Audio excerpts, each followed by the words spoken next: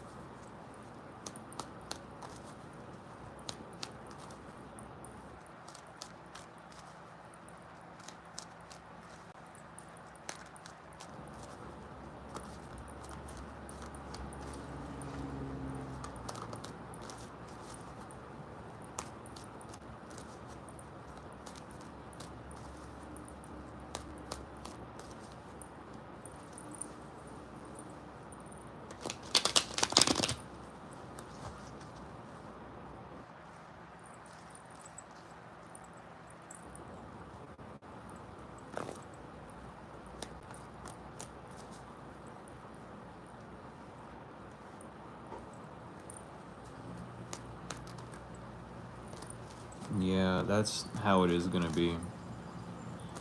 Because I was making the transition, and even when doing like the free readings, not many people necessarily came in, so there's not gonna be much of a difference with that sense. But I mean, if people can get paid, you know, to lie to people, I should be able to get paid to tell the truth. You know what I'm saying?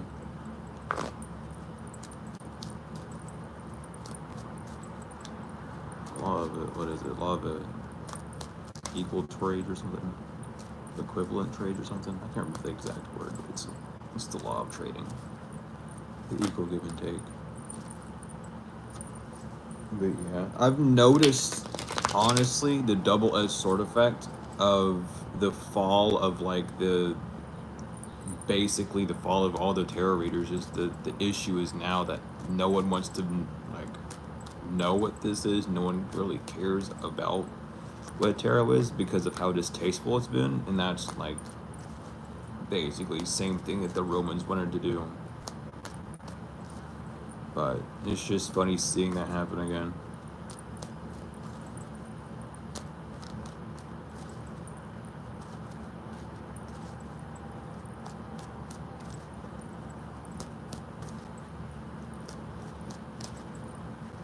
That's true. I know a lot of people don't get readings because like they actually have got the help that they need, and that's like beautiful. Um,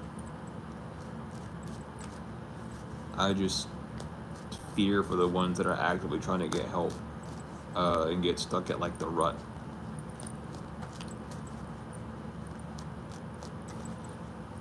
Yeah,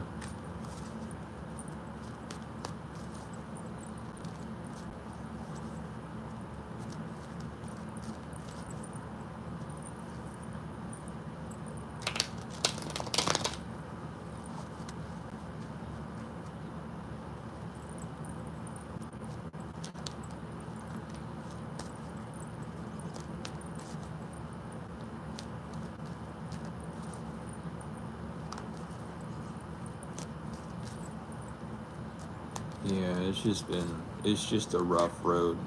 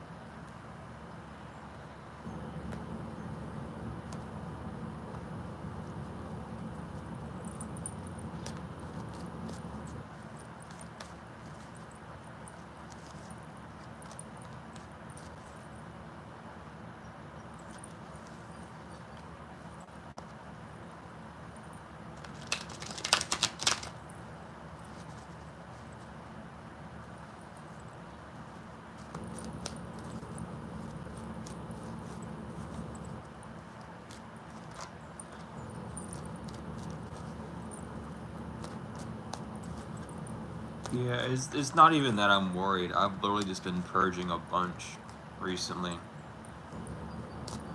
and I've set a brick wall boundary that no longer can be crossed, and I've noticed that hit people the wrong way, which is good because that tells you that those people were definitely banking or trying to bank off of an aspect of that. So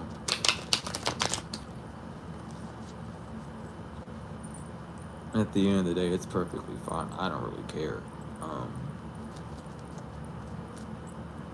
you know, it's a boundary that I have to set if someone doesn't like it. It's unfortunate for them because maybe they're the one that made it get set in the first place, you know?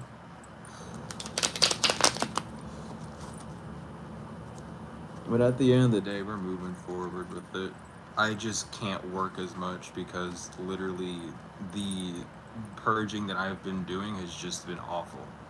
I sat the past like 2 days were nothing but like rage for me. So I ended that, but it was just not a very fun time.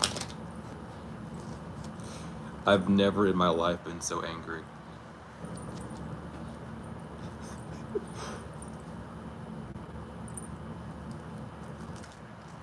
Yeah, I do my best to stay a good person. Unfortunately, I realized like yesterday.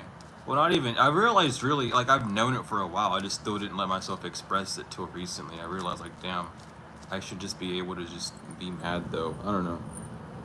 It's not that I can't feel mad. It's just that when I feel, it's a lot, and I have a lot of transmuted anger that still wants to come out as anger because it's still like wobbling.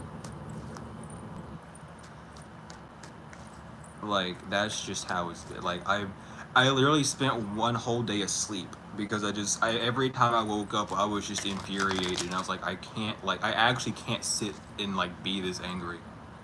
I tried going outside, I tried meditating, I was like no, I literally just have to like be unconscious at this point because it's too much.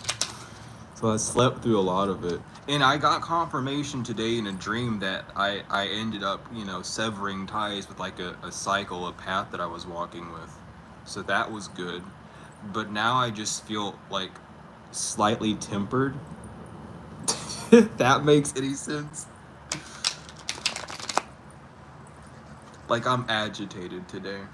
I have like a no BS attitude heavy today. I'm just like I just want straightforward stuff. I don't want to talk around no bush today.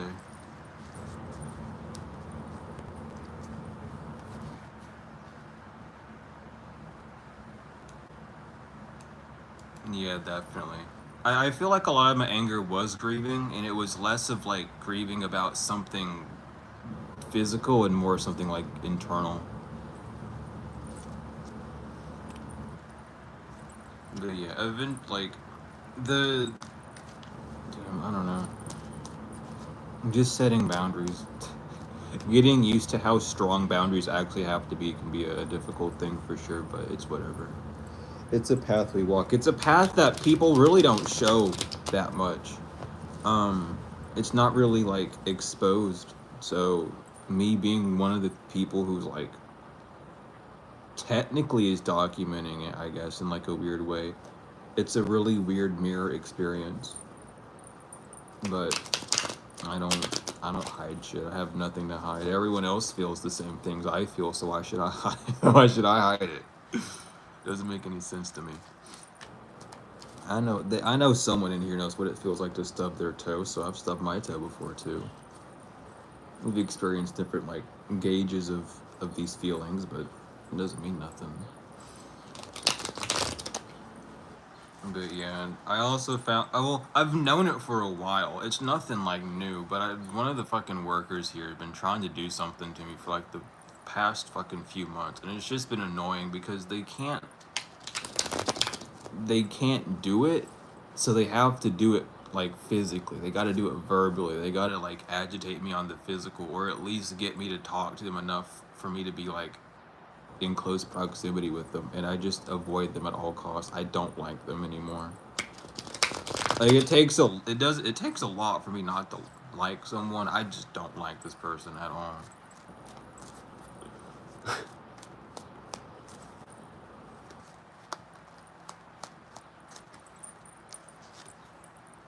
That's what I'm doing. I got like 5 books already.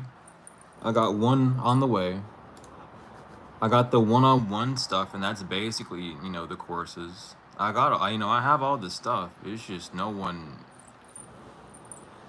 I don't know. It's too extreme for some people because some people they're just jumping in the gate and they need that like you know that initial boost, and that can be a little bit extreme when I'm talking about the stuff that we talk over here. But you know, I do keep in my own lane a lot, which is another reason why.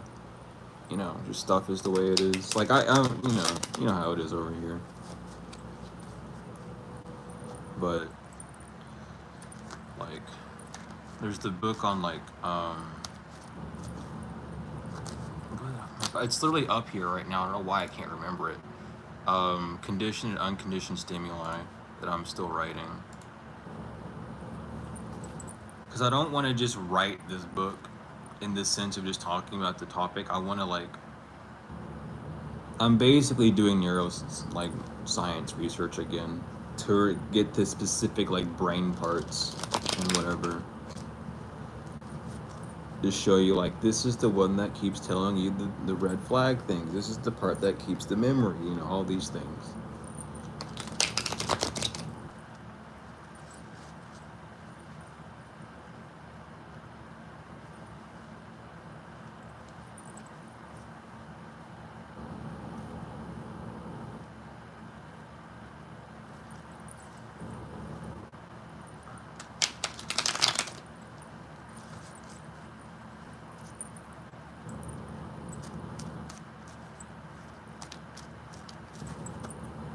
Cause I'm still waiting on the website for the tarot thing. Um, that's going on in the background. Whenever that gets completed, that will be fun. But other than that, like, you know, making videos is very difficult on this computer. No matter what like software I use, it's extremely heavy on this thing. And plus, this laptop is extremely old too. Um, it's gone through a lot. It's been banged up a bunch in a suitcase and a backpack, so it's not the best put together. But it gets stuff done. It just takes so long to render shit. Like sometimes it takes a whole day for like a 30-minute video to render, and then it takes like another day for it to upload. First, cause I don't even know. Sometimes YouTube doesn't want to let me upload videos at all. So it's just one of those things. I don't know like what it is. I've always had that issue though.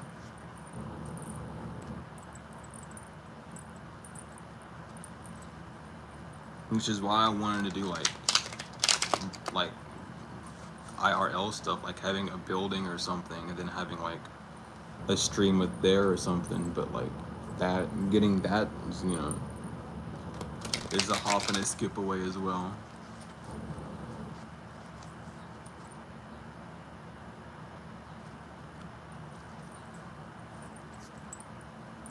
Yeah, and I've talked with my guides, I've talked with elders, I've done readings, I've got readings from people, and it's like there's not much else I can really do, like, and I've gone all over the place. I've gone to like, oh, I should just go back to do what I used to do, and I was like, no, that's not gonna fucking be a good solution. I've gone to like switching platforms. I'm on like 3 of them. They're all like the exact same, except for Instagram's the worst out of all of them.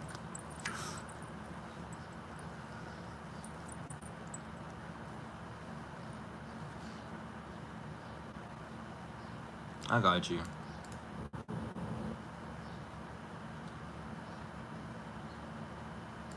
Now, see, that's the same thing with over here, Daniel. Like, that's the important parts to really talk about, because like, if people are gonna talk about like magic and all these other things and spiritual attacks and warfare and stuff, you gotta overstand it comes from the mind first. You know, you're either conditioned into it by, you know, verbally, or like mentally by your own self, or physically by your surroundings, or you're trained into it. Well, I mean, that's the same thing as being conditioned. Or you're, you know, I don't know. People just gotta like realize that though. Either way, all is the mind. That's the whole thing. Like the man is mind. The ancients, the alchemists understood that you are a mind. You observe not with your 2 eyes, but with your 3rd eye, which is, you know, that's where you observe everything at. That's you in the center.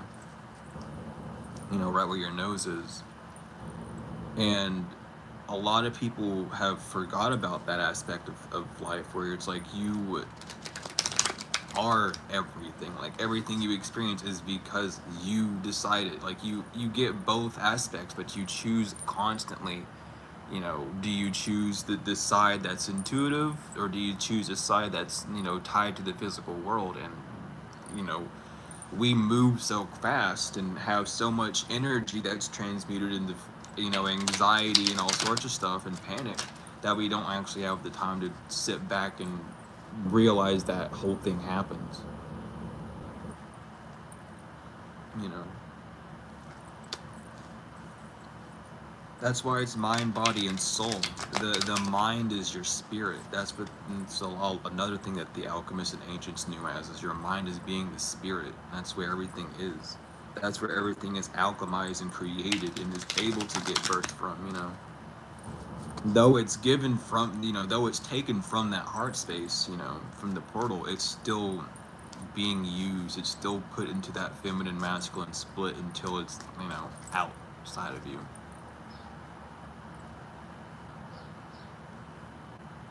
Yeah, exactly. There's like, and it's I don't know, it's one of those things that's been forgotten, and it's hard to explain that to people. They get the basics, like, oh yeah, time's not real and yada yada yada. They get that part, but when you start to explain it, like, so now we can talk about everything's happening in your mind, so no one's actually doing anything to you other than you, then it starts to become an issue, because it's like, well, what do you mean? Like, I don't know, it's like a split agreement almost. It's the whole thing. You can't praise two gods. Where do are you going to follow the heart, or are you going to follow the mind? Because they operate on two different spectrums, two different poles, two polarities, I should say. It's their spectrums. They're at two different poles of the spectrum, is what I should say. That's a better representation of it. But like the true art of alchemy, like internal alchemy, internal to external alchemy, has actually been lost. Everyone's so focused on turning like the physical alchemy of it, or in the sense of like a spiritual alchemy, which involves a form of mental alchemy at a point. I don't know. Well, even then, like, I don't know. I don't want to talk myself in circles here, because I definitely will when it comes down to this topic point.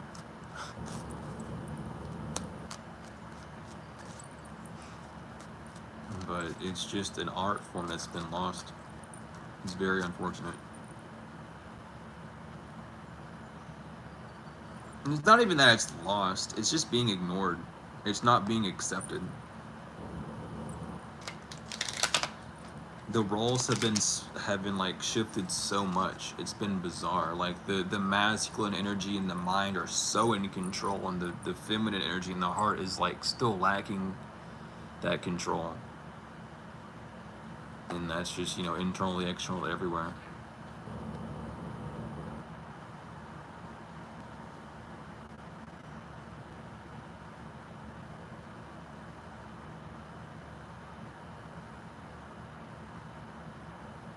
Yeah, like that's the whole like electromagnetic field. Like we don't actually touch anything, because the electrons around like atoms and shit, they produce like a field, so that they don't get fucking squashed. It's their line of protection. We don't really touch anything. We get really close to touching it, but we don't. It's the same thing as like 3D modeling. You'll never see like, they'll clip through the floor. They'll clip through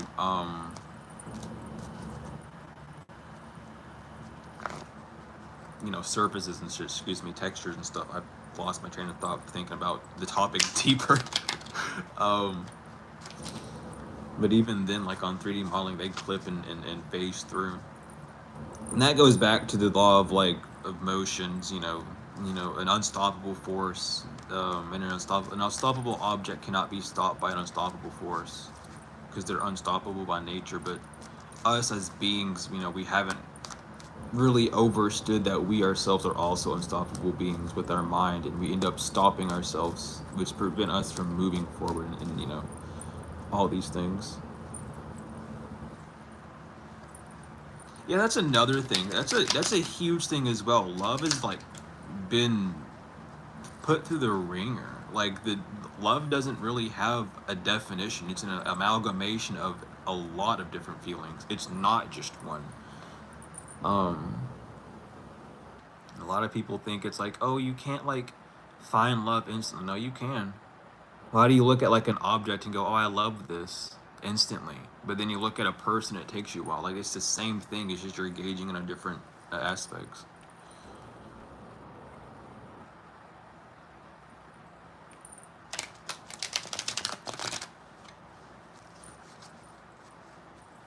Mm-hmm. Living who you are today. And we'll come in.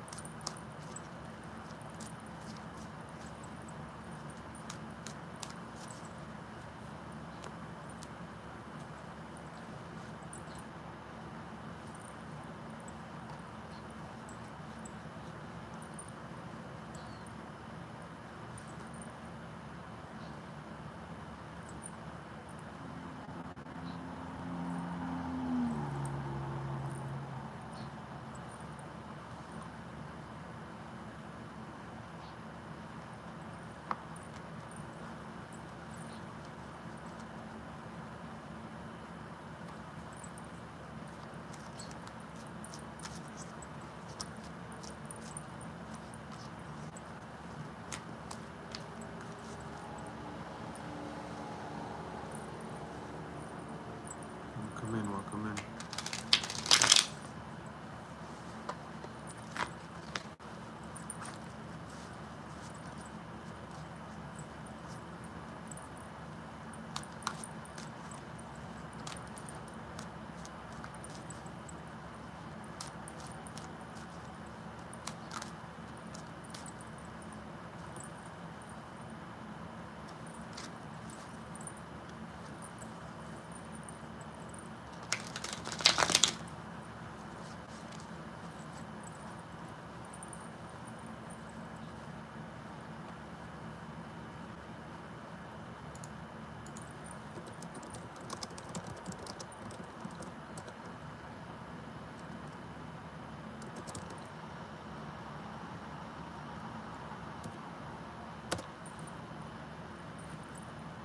Yeah, the elven goblins in a sense, yes, but from what I've studied, goblin is more of like a blanket term. Um, but they do exist, like elvish and the elvens and things. They are a thing. They're more druid, so it's more related to nature. Um, Not necessarily cryptids, but folklore.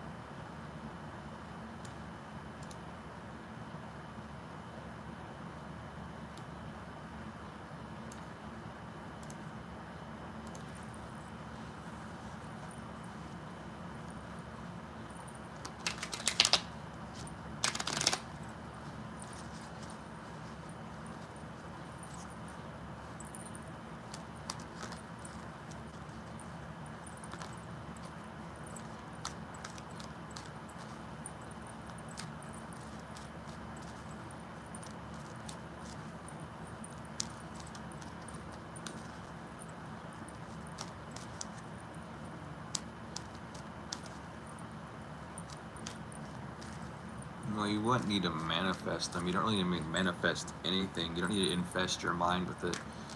Um, Simply just going into meditation, simply just asking for them to reveal is what you need to do. You don't need to have any form of like control, because all manifestation is trying to get you to create something out of your own control. And a lot of people can't do that because they suffer from control trauma, where they're trying to manifest out of a place of either anger or fear because of a lack of control they had from childhood. So it's less of that and more of meditating on it and letting yourself feel it. Um,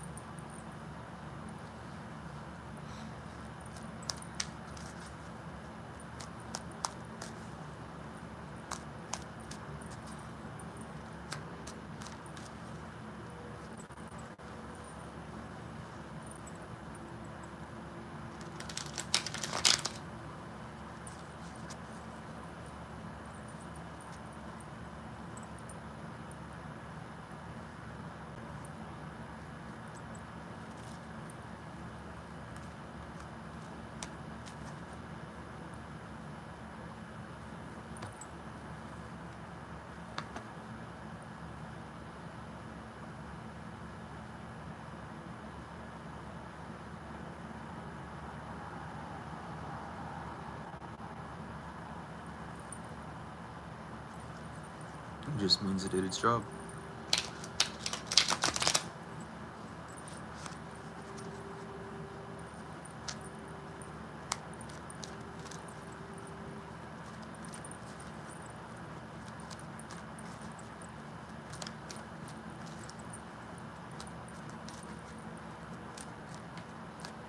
And just make sure that you throw them out in nature.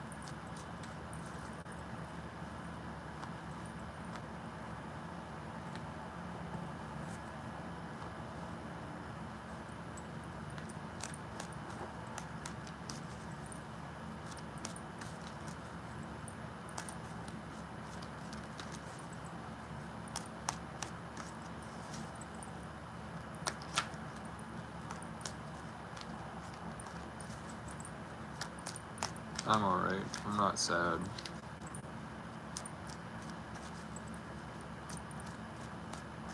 I'm welcome in.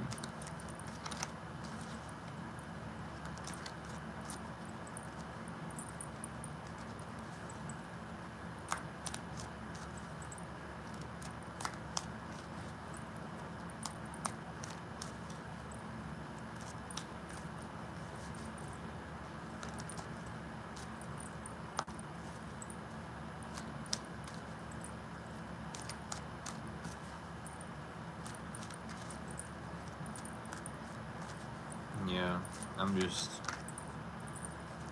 exhausted. Have been for like weeks.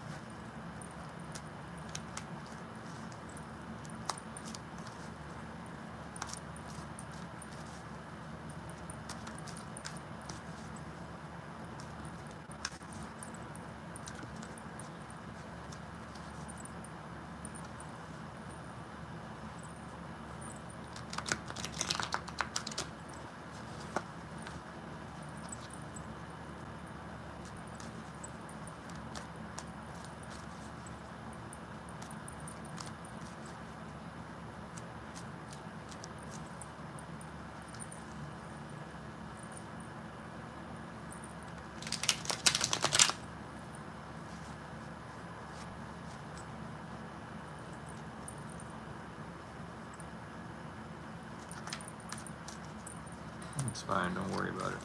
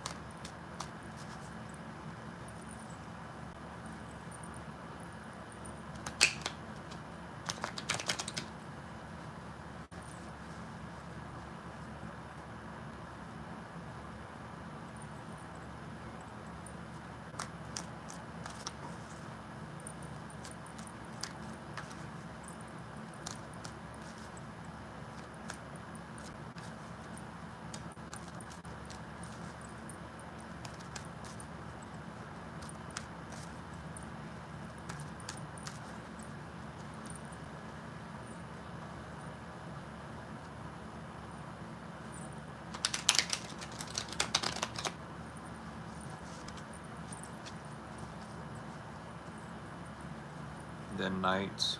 Who are what knights? Who are the knights? You can't just say that. I don't know what you're talking about.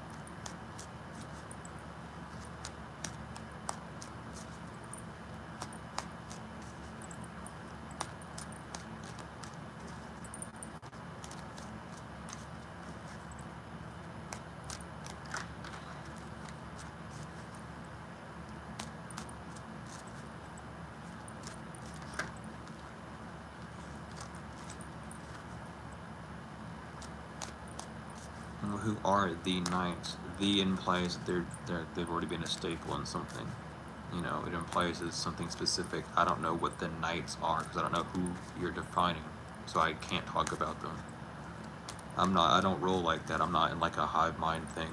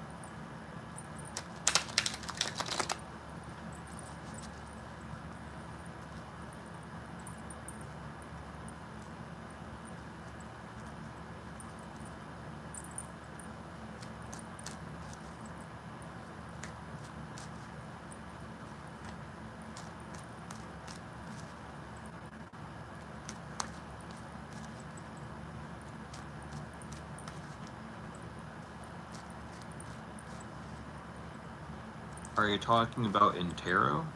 I need like specific things. Like I from what you're saying now, it leads more to tarot. But there's like, is that what you're asking? Because I need something specific. You can't just say the knights.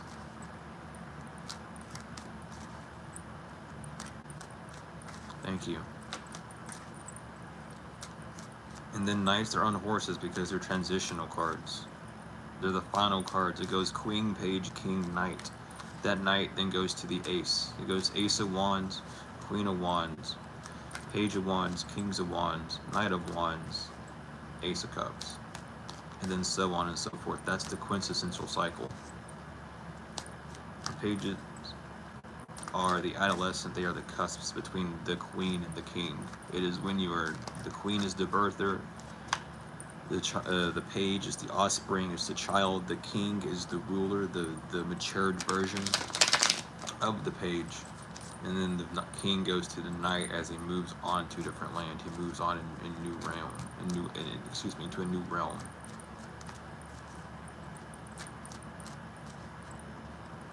And the horses represent horsepower or external power, a different type of power. Here's a knight that just wants to pop out and fly out. So, example, Knight of Swords. The Knight of Swords on a white horse representing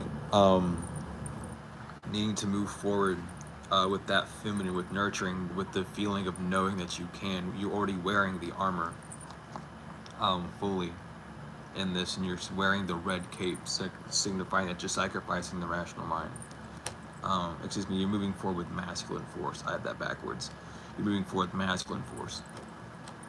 But they're on horses, signifying that they're being powered by something else. They're being powered by an internal and or external fuel.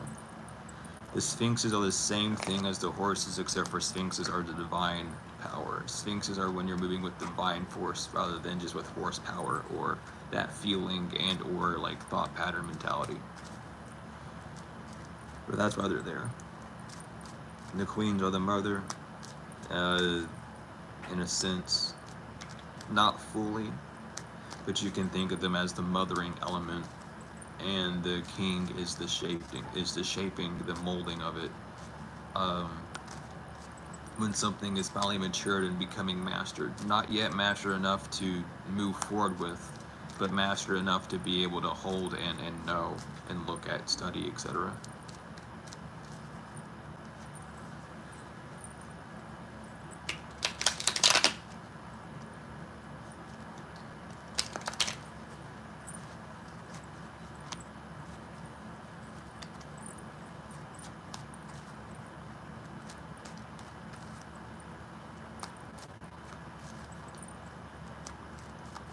It's all good.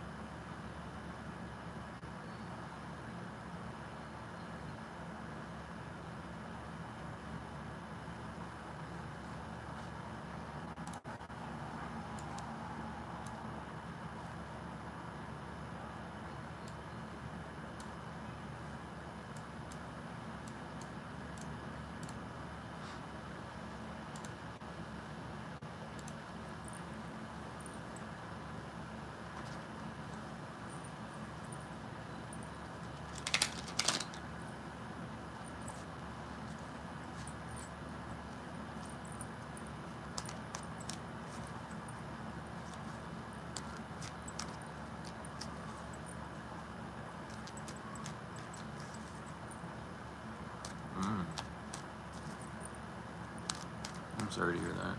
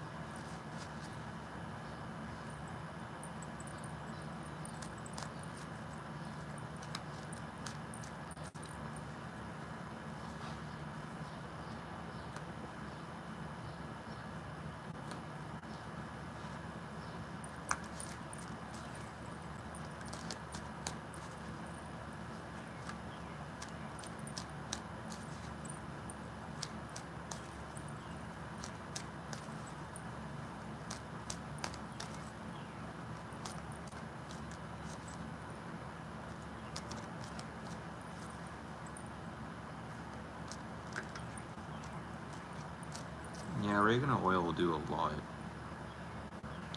It's a very good parasite remover and detoxifier, I should say.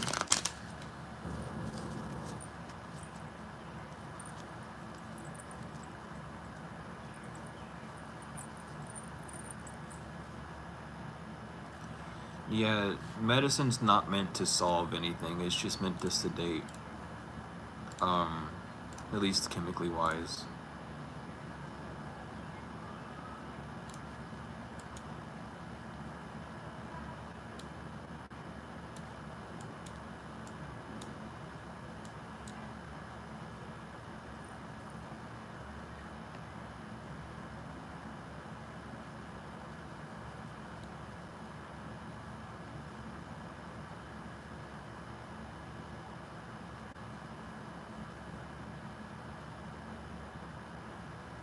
Plus, it affects your pH level.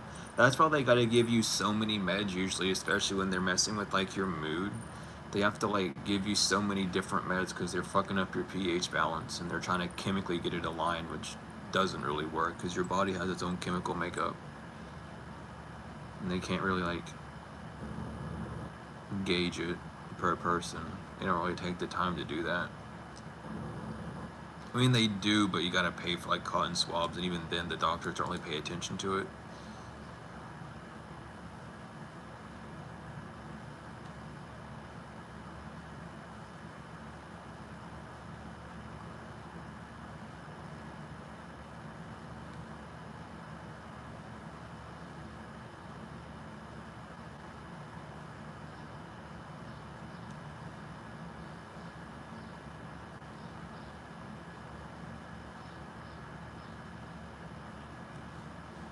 Yeah, the body is a lot more than what a lot of people think it is. Um,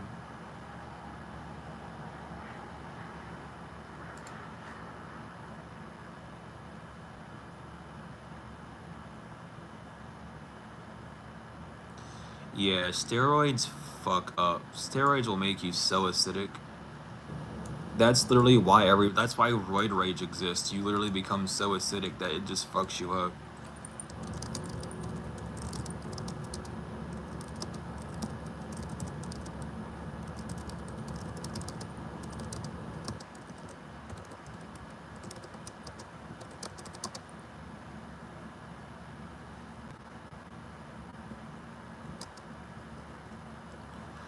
What are those called?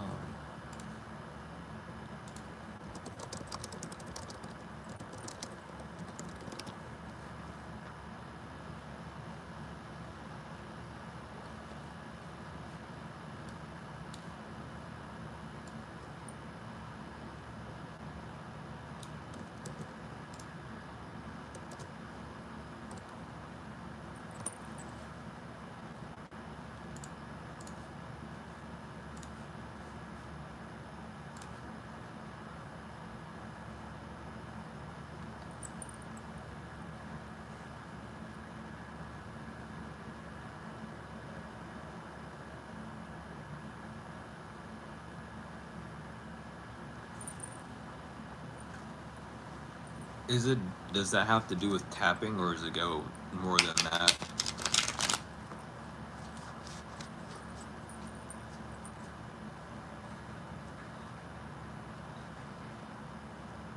Because I know there's like a whole like system with the, not I mean with tapping it is.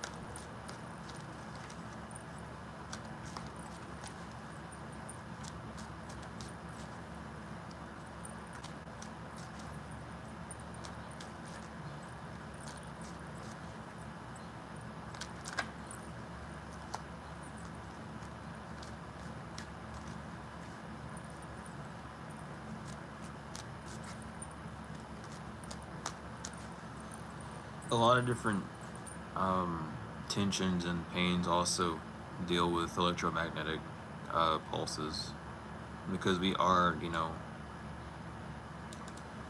basically biohacked at this point. I mean, that's the whole point with like Fitbit and everything. Like, the fact that your phones and shit can like pick up how much you sweat and like where you're sleeping and your heart rate. They literally have access to like the human body. Way more, like even beyond that. Like, you don't even have to have a phone.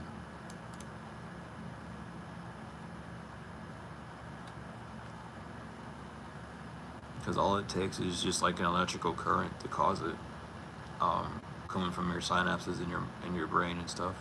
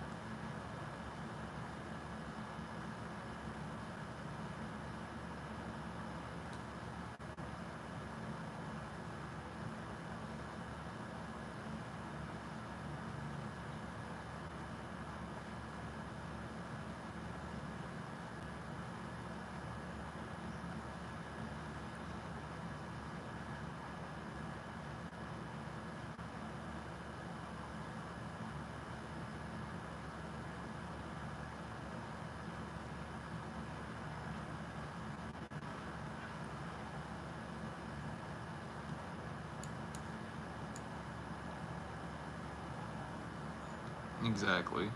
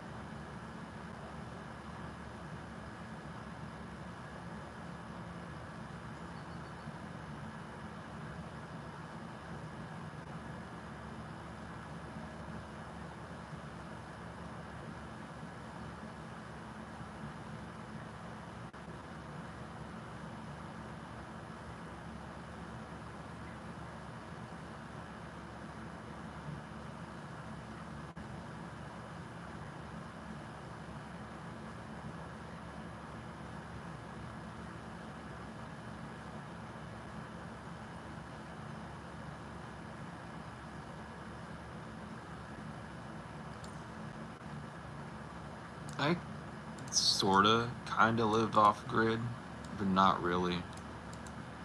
I had a friend that did. His parents worked at NASA though, um, which was weird. Both of them did, and they lived in like a trailer in the middle of the woods.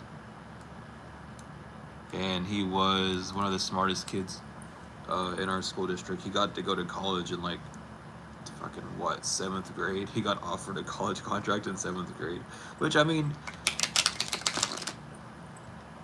I personally I wouldn't have took it because fucking I don't need to be indoctrinated anymore. But it was pretty cool. I went to like Boy Scouts with them when I was younger.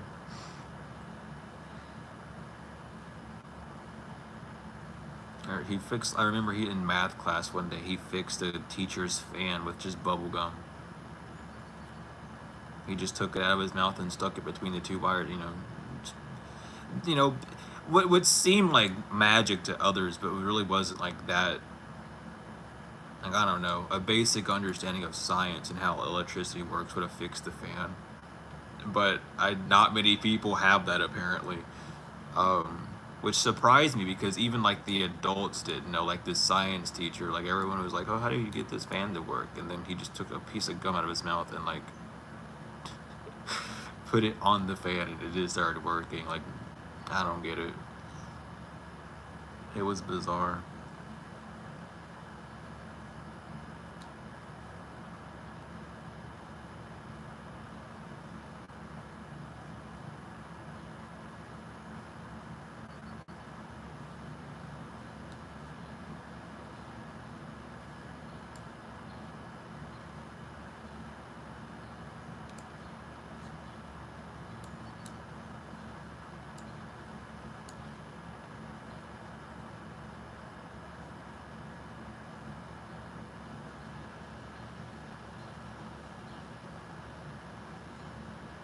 Definitely.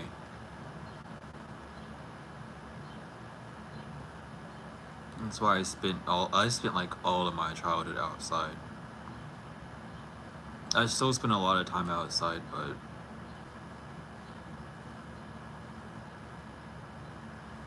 I can't do streams outside just yet.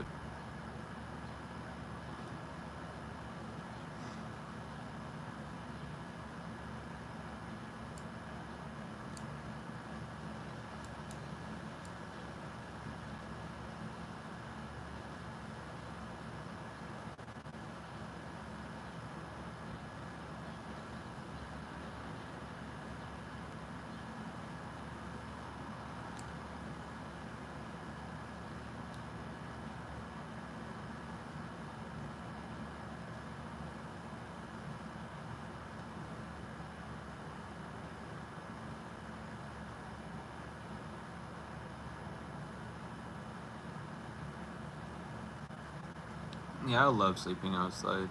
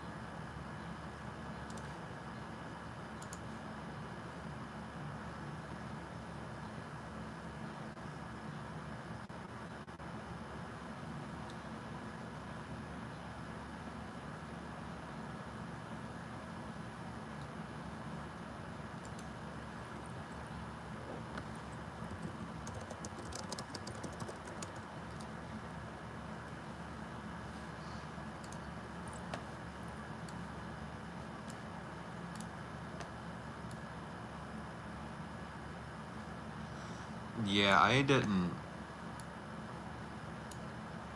not do good in school, and it wasn't because I was dumb. It's just I did not get why everything had to be so strict at all. Like, we would get in trouble if we didn't sit crisscross applesauce type shit. It was like, I can't just like sit however I want. I have to sit this way. Why? What's the point?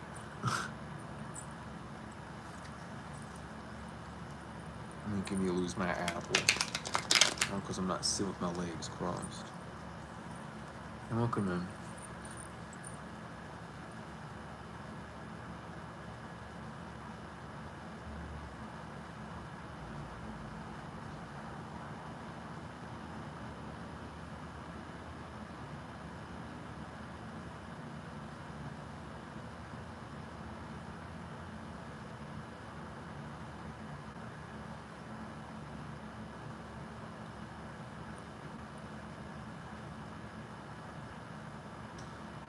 I'm glad I'm looking restful. I need rest. I'm like exhausted.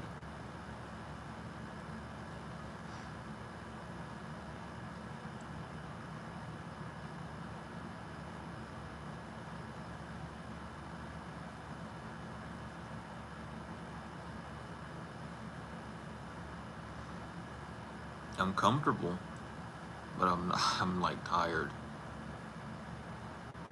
But it's more of like mentally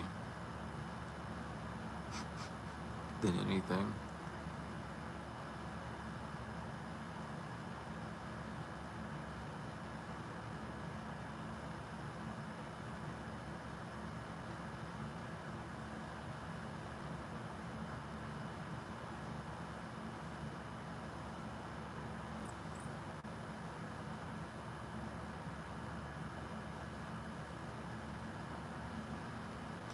Yeah, I didn't get the weird fucking punishments that they would give at school. That shit was weird. Like, sitting alone at lunch because you talked in class was fucking bizarre. Like, that's. Like, what? I didn't get it. I never got it.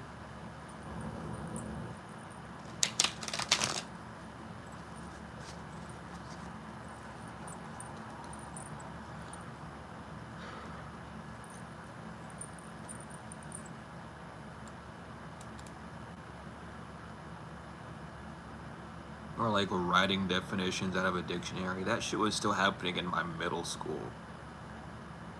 When I was, like, 13.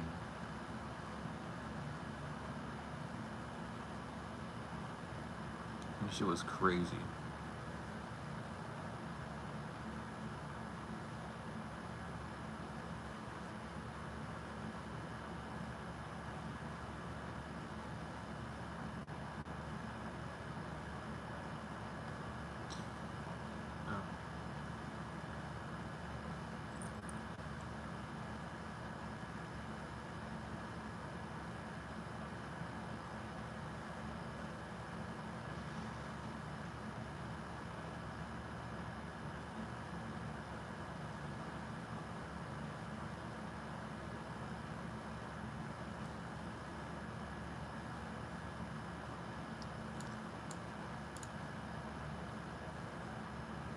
Yeah, same. I literally, like, anytime I got in trouble for some dumb shit, I would, like, continuously do it.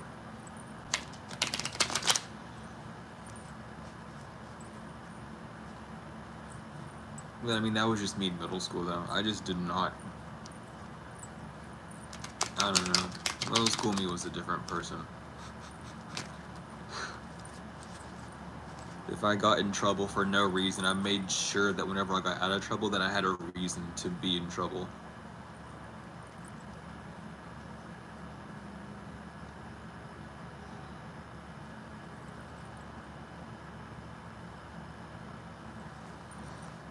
And it's like, why am I going to get in trouble for, like, coughing in class or sneezing or, like, being a minor distraction when there's literal people throwing shit at people in the class? You know, let me get up and scream and then get in trouble and be like, okay, now I'm in trouble. Now I can, like, be okay with, like, random punishment, but not for this petty stuff, dude. A lot of it was just teachers going off of ego trips, though. Some teachers are just not supposed to be there. I had a teacher tell a student to kill herself in high school. Actually. And that was bizarre. They were a Spanish teacher. They said it in English, though. They were tenured so they couldn't get fired, and nothing really came out of this situation except for her, like, switching classes. Which makes no sense. Like, a teacher, an adult teacher, told a student to kill himself. Like, dude, you should at least do something about that. But this school district doesn't give a fuck. No one cares. No one would have actually cared until, like, their dead body popped up, and then, oh no. It's like, no, don't fucking play that game now, dumbass. You were all for it until that happened, so I don't want to hear it. It's fucking awful. That teacher was an asshole anyway. He was divorced for obvious reasons, and anytime I got in trouble with his class, I'd bring up his fucking divorced wife and say, this is why you're divorced, and leave, because I didn't give a fuck about him. He was an asshole to everyone. He thought I was Mexican and, like, made fun of me for the first, like, 2 weeks of school. And I was like, I'm not Hispanic, asshole. He goes, oh, you're not? I said, no. You're retarded. Like, stop calling me Hispanic, dude. I'm not. He thought I was. He's like, you're Mexican. You can't even speak your own native language. I said, because it's not my native tongue. Hello? What are you talking about? I'm Hispanic. Bro was weird. He was a really just not nice person. Anytime I think of him, he just, like, gives me a sour vibe. I'm glad I don't have to deal with him anymore. He was just not cool. Yeah, he was, dude. I almost died on him though. Almost had like a stroke. We went to the state fair and he had to, like, like take care of me because I almost had a stroke. And then he started like really hating me after that because he was like, you could have got me in trouble if you would have, you know, been hospital, which I was hospitalized when I got back. I instead of being flown to the hospital, he suggested that we take the bus ride home. And I was like, okay, I'll take the ride home, but you know, that means my life's on your hands. So he didn't like it. And then anytime he made me mad or anytime I didn't want to be in the class, I would make the excuse that my heart rate was going up and then go to the front office and sit up there till class ended. Because it was just like, if I can get away from him, I will. I had to. I would like, I was friends with the IT dude at the time, and I would go out and just hang out with him. I'd message him and be like, take me out of class. So I had like escape methods from him because he was just, I did not, like, I couldn't be around him. He literally like brought out the worst of me. Yeah, like it doesn't really matter if you're native. There's some people that don't, like, they're born and then they immediately move out of their place. Like, you know, they move away from their native land. So it's not even like their fault. Sometimes it's literally just like a thing that happens. You shouldn't be expected. There are people that I know that can't speak English and they're born in, you know what I mean? So like, where's, can we correlate some stuff here? Like, let's, come on. It's just bizarre. It's fucking stupid. But there now, however, there was an actual Hispanic in our school that could not speak his tongue, and that was, you know, because of like different reasons. I'm not going to go into why. And he was made fun of a lot for that too, which doesn't make any sense. It doesn't matter. Like, you're speaking a language. You can be understood. That's all that should matter. But he was weird. He also had he had a farm that he hires a bunch of Hispanic people to work on. I don't know what that was about, but he does that. I don't know about that pipeline all the way, but coming from how he is, I'm probably going to say it's not a good one. Not to make a judge off of a character, but I'm going to just put 2 and 2 together and play it safe.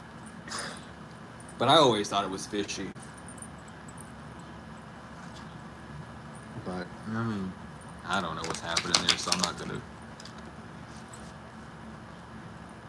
Yeah, like... I'm not sure what, like...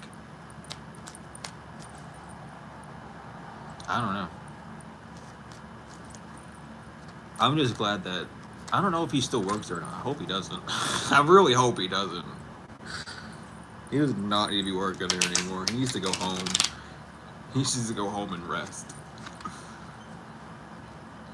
But he was a bully. He was a straight up bully. He would like make fun of people all the time. With his student helper. And his student helper, honestly, not gonna lie, was a pushover. He was just banking off because he had a teacher to like back him up when something happened. It was really sad. It was really sad. It was just a bunch of like powerless people trying to get power. It was not okay. My high school experience was bizarre. I'm glad I'm out. I'm glad that I don't have to be there no more.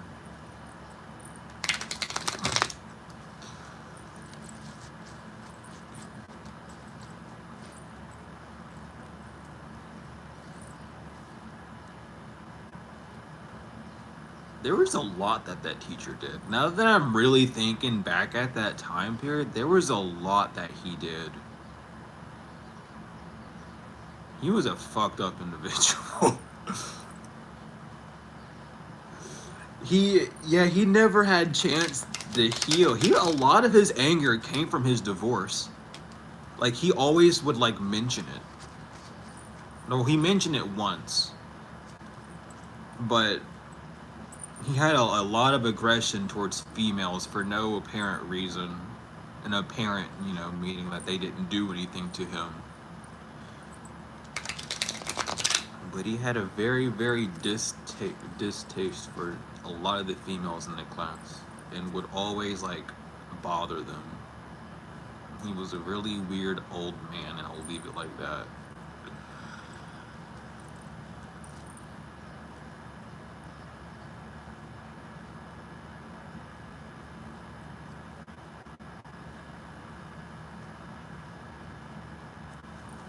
I wish I went to a private art school.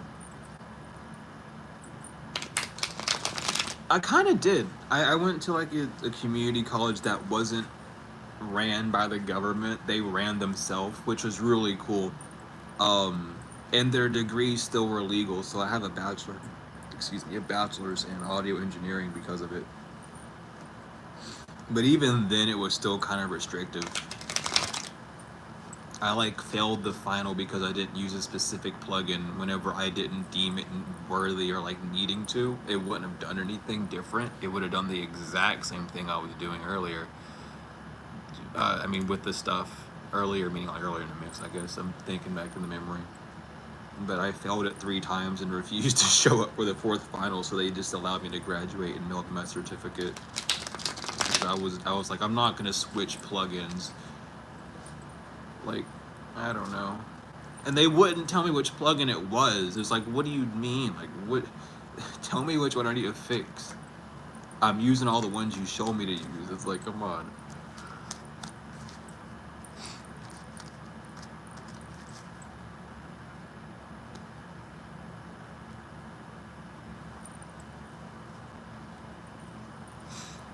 You can't figure that out with tarot. Tarot doesn't tell you those types of answers, and anyone giving you readings like that is scamming you. Those readings and those readers literally have, not only in their bio, but their intros or outros, that it's for entertainment purposes, which is telling you exactly what they're doing. They're trying to entertain you. They're trying to keep your mind focused on the outside, but other focus on the inside. So don't worry about that. None of those things are needing to be affected by you. If you need a true reading, it's about you and yourself and your connectivity.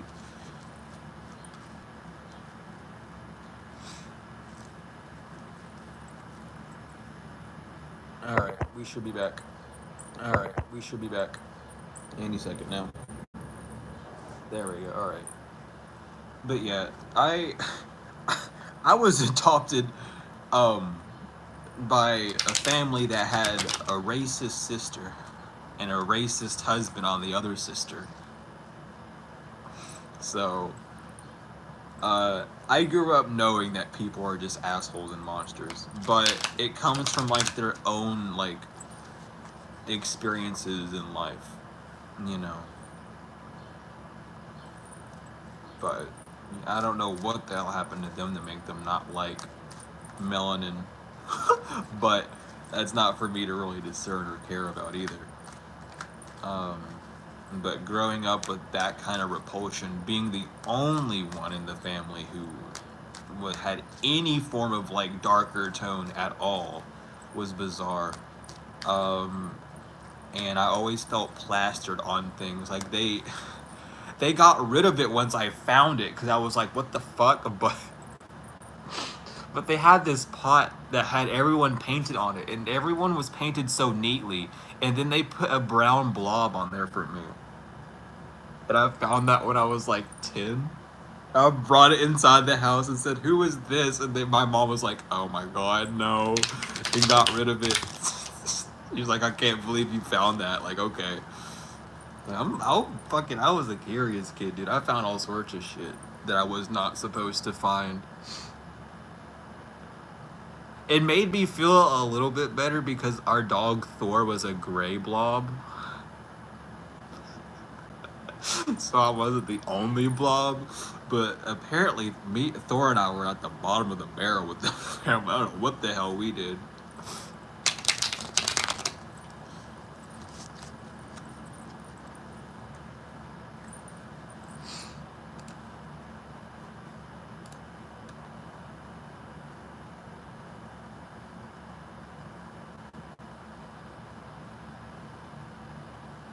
Oh, hell yeah.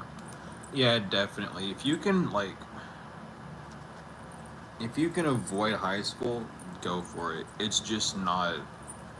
Mm-mm.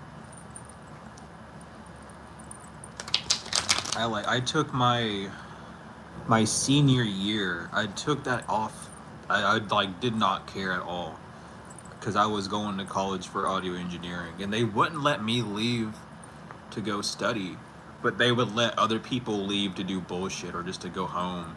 So I ended up like doubling up a lot. I would like leave school and then immediately go to college, and I would go like Monday to Friday high school, and then my Wednesdays and Saturdays were college days. So I had no days off, which wasn't bad. I didn't really care. I didn't have anything to do anyway. But I got more education out of the little community college than I did throughout the whole 4 years of high school. Well, I take that back. Throughout the 4 years of high school, I was dabbling in music, so like that was education. But the teachers and stuff, they didn't really teach me much, except for like 3 of them. And one of them was an art teacher who got me into college. So, I mean,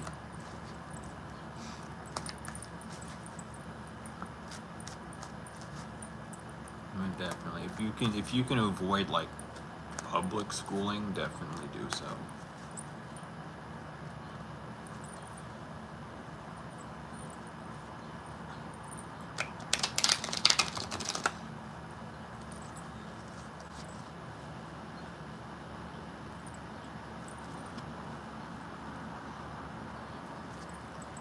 Awesome. Well, I'm glad that you were able to find me helpful for that.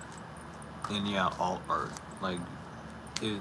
That's the thing, though. Like, art needs to be more, I guess, artsy. A lot of modern day stuff is copy paste, which is getting sad. Because if you're not doing the copy paste format, then you're not going to be in the algorithm. And that's why I don't really focus on people who are in the algorithm, because you're either doing copy paste or you've actually busted through somehow. And, you know, it all depends.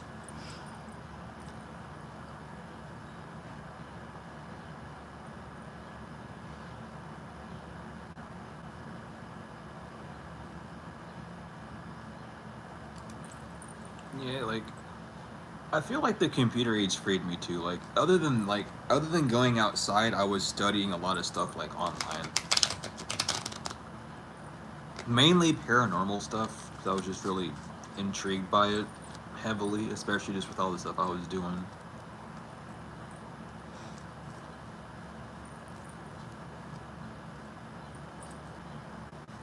Yeah, definitely. You need something to always inspire you, because it's hard to continuously inspire yourself when your surroundings are dull, especially in like these square ass buildings that we live in, dude. Inspiration does not fit in a box, unfortunately. That is not how it rolls. So having anything art wise and things can help, you know.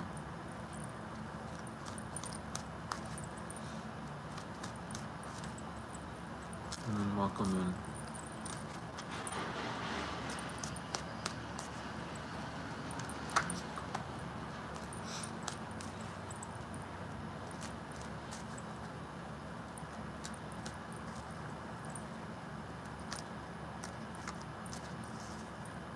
Oh, I definitely would. Like anything paranormal, I've always been into. Like I was helping my dad clean like a family graveyard when I was really young. So like I'm not even like I've just grown up not being afraid of them and stuff.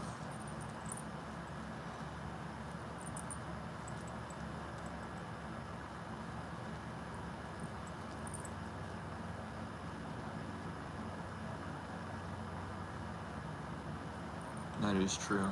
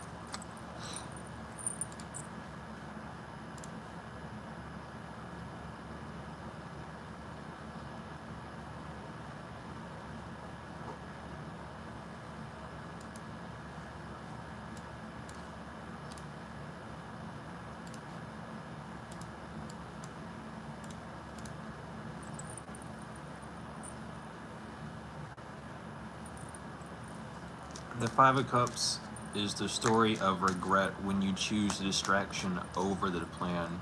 To understand the Five of Cups, you need to look at not only the Two of Cups, the Three of Cups, but the Four of Cups, because they're all in there. Let me find it real quick. The Five of Cups, and I'll break it down for you. So here's the Two and Three of Cups. Where be the Five? Here's the Four.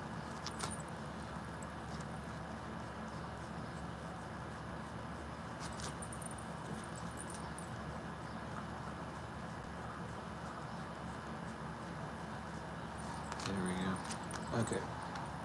So, the Five of Cups.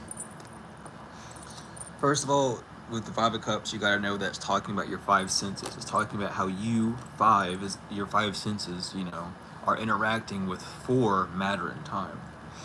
And the Five of Cups talks about regret. The reason why the head is illuminated is because they're haloed. They know that they've made a mistake. Think of it kind of like a hangman situation, the hangman card. He's hanging upside down, but he's illuminated. He knows why he's sacrificing. He knows why he's in a struggle. He can release it at any time, but he's sitting there contemplating still. The Five of Cups is doing that same thing. Instead of contemplating on something that moved forward, you're contemplating on the Three of Cups that fell over. The distraction or the thing that you thought was your gold point ending up not being it. But in that time of regret, what you're forgetting is in the shadow behind you is the Two of Cups, the connectivity, the fact that you need to go back to self. I should have just got all of them out when I was first going through. I just did not, my apologies. But that's with the Two of Cups. But both those cups are on that card. The Five of Cups is a joint card in that sense. And those Two of Cups is saying that all you have to do is walk back across and to get back home. Not all is lost, but right now the five senses, the world around is dictating the fact that, there has been a regret, that there has been a loss, that there was a wrong move made. And instead of sitting in that contemplation and beating oneself up, you should remember and know that you can always turn back around with that same connectivity. It's not about choosing that last option, but it's about coming back to yourself and seeing what you need to do moving forward now. Because you can't go back to the past once you've made a future decision. The only thing you can do is look where you're at now and connect with yourself at that point to move forward. And then your Four of Cups here, this is your Ace of Cups, the grand feeling that the divine gave you. The Three of Cups here being the distraction point. The Three of Cups is somewhere back here. They're next to each other, so it's not going to be that wrong. There we go. The Three of Cups is dictating you, the one in the white, going to the gold, but the red is in the middle trying to block. Why it's always held up the highest. It looks like the best idea. The cup is, no, my bad. The white is holding the cup. You're the one holding the cup up high because you're trying to clink it. You're trying to make amends with the gold, but the red is blocking the gold's vision. All the gold is trying to show you like I'm in front of your face. You don't need to reach all the way to me. I'm already here. And that comes from you needing just to connect with yourself, that holy union of having your mind walk to your heart space, having yourself walk the path of truth, of what you intuitively know, what your feelings are telling you, what your heart space is telling you, what Mother has given you, rather than what the world around you is giving you.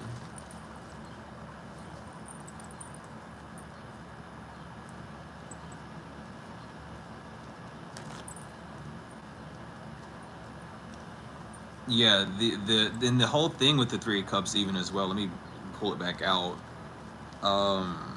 Where did I put them at the top, didn't I? Did I shuffle these? I probably shuffled them, didn't I?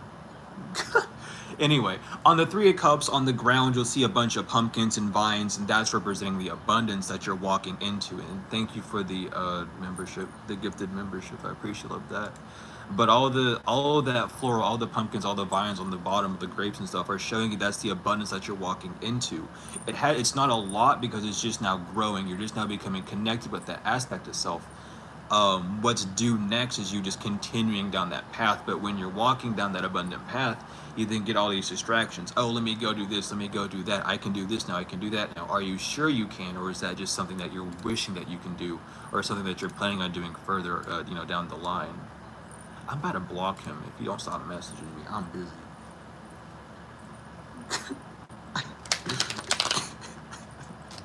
I have a friend who's just spamming me. They know. They know what I'm doing. I'm on Do Not Disturb and everything. They're just sitting there spamming me with cat gifs.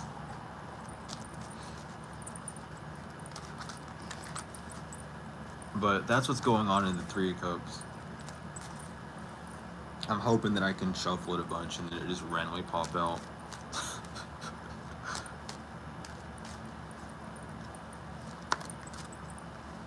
That's not it. Okay, yeah, when you look at the card, don't just look at, you know, don't just look at the element. Look at the numerology. Look at the planetary with it. Look at the whole card. Look at what's surrounding. You know, don't just focus on the people. Look at what's surrounding them. You'll read more of what the card actually is explaining to you, in that sense. You know. And that's why if you're gonna study tarot cards, you need like a magnifying glass, it's just so you can see like the actual details. Because some cards have like an illuminated mind, like this one. I mean, it's right here. It's illuminated over the crown. He's illuminated. He knows that there's something else. This 7, it's talking about waiting on the divine to move. You know.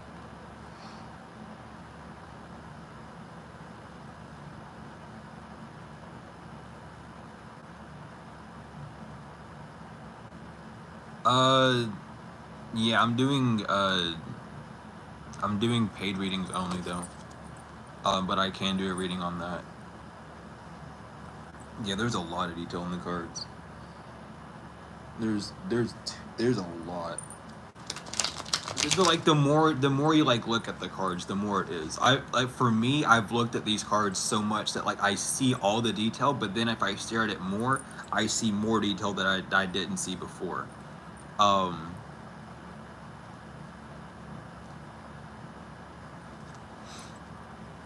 well, Arthur Edward,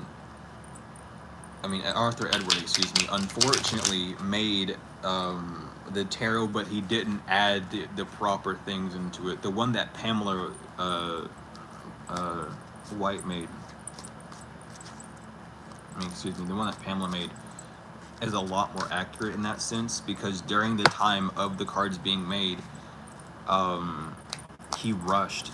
Pamela didn't rush to get her cards out. She sat and worked on it. But Edwin was jealous and upset and wanted it his way. It was funny because the same things that they were studying was the exact same hole that he fell down, where the masculine wanted all the control instead of working together on the project. And his deck was rushed out, and it's missing a lot of important details, and it doesn't fully go along with things. And Pamela, whenever she released hers, had more detail. And then just getting the Radiant deck of that, which is this one, just brings up, it brightens the card, shows you more detail in that sense.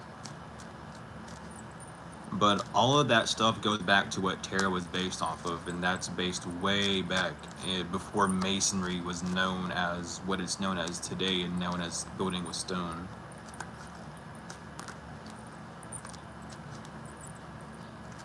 Yeah, Crowley had his own things going on at that time too. Crowley was drugged up and unhealed as hell and really was just fucking up a lot of stuff.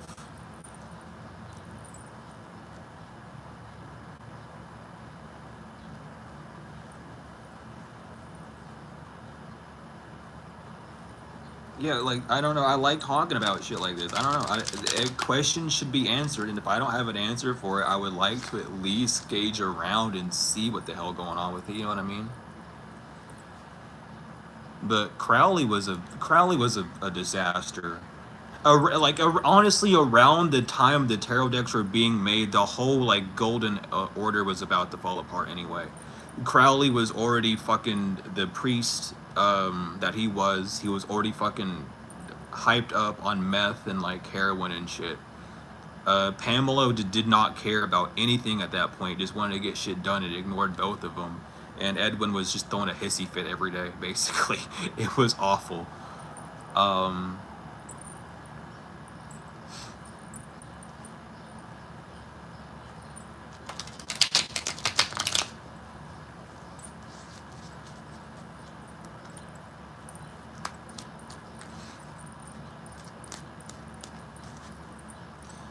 He did, yeah, he did too many questionable things. He knew his stuff. He was very, very, very talented when it came to, you know, sex magic or, you know, chaos magic. Just, you know, the left-handed occultism path. Very, very talented in it. Very, very like knowledgeable, I should say, really. He just did not know how to handle that shit. It's like I feel like he was one of the people that got into it because of how people treated him and just because of his traumas and just wanted to like push that on people, which usually is how it goes, but he took it to the fucking extreme, dude. Like he opened the portal and just did not close it. Like, yeah, I'm gonna keep it open, fuck it. Like, see what happens. Like, why? What the hell's wrong with you? Like calm down, man. Like drop the drugs and like actually sit. Like, as someone as like knowledgeable of the occult as you, then you should know yourself that you're not even in control of self. You're being possessed by the past in that sense. It's fucking bizarre.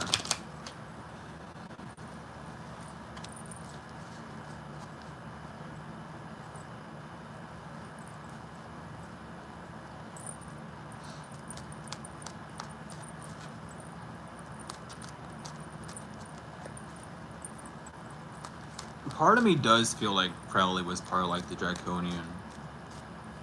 I don't know why. He always just kind of gives that like vibe. But I haven't done. I mean, I've done my studies on them. I just haven't looked. I don't care about Crowley enough to do immense research on him. That's not like it's not because it's not my path. I've studied a bunch of stuff that's not on my path. I just don't care to read about like the traumatic story of him or anything of that nature. I just want to figure out why the hell he thought it was cool.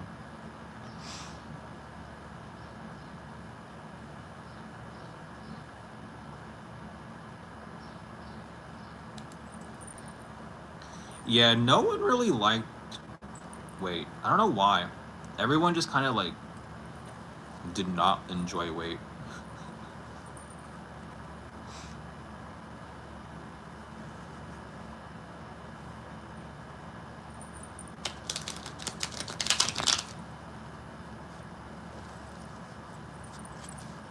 Yeah, that's the thing. That's the huge thing with me and like spirituality and stuff. Because it's just like I can't. I mean, dude, like I talk about this a lot, but well, not a lot, but I talked about it a few times. But there's new update for it. Like Unk 607 or 706, whatever he is, he's just an entertainer. He got backdoored recently too. He's not like dead, but he got backdoored during an interview because he ended up punching someone right in the face. He's not a person to look up to. I don't know what the hell's up with these fake people. I don't know why there are so many like violent leaders popping up. Like, that does not need to happen. I don't get it. Like, people look up to Rashad Jamal and he said he was gonna kill children. Like, okay, if that's how you want to be, you're gonna go kill a child. Awesome. I'm so happy that you exist in this plane today. just, just say it bluntly. Like, holy. And he got people looking up to that. Like, it's crazy to me. But you know, when man calls, nature responds. Excuse me. So, man did call, and nature responded. And nature responded very well with him being locked up behind bars. And Uncle, and I don't know what the hell happened to Unk. You know, I don't know where he's at, but he ain't around no more.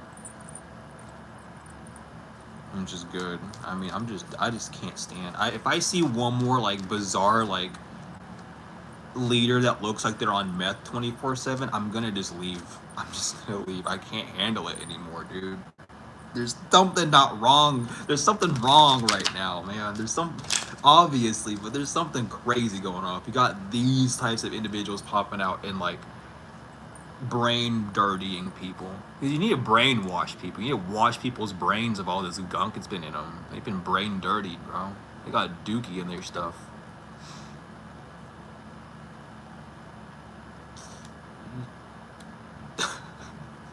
Yeah, we literally need to start like actually knowing like and protecting our children, especially when it comes to spiritual things.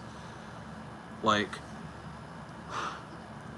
dude, there are so many people getting hurt out here. There are so many people that like, oh, I don't know how to do these things. It's like, well, because you actually haven't like walked through the healing steps. And there's so many people that, you know, they want and they have the abilities to like create or to like, you know, cast spells and stuff, but they can't do it properly. They can't do it all the time because they literally haven't like walked the path, or they don't have someone to like guide them or like teach them, or you know that, or they're just lost completely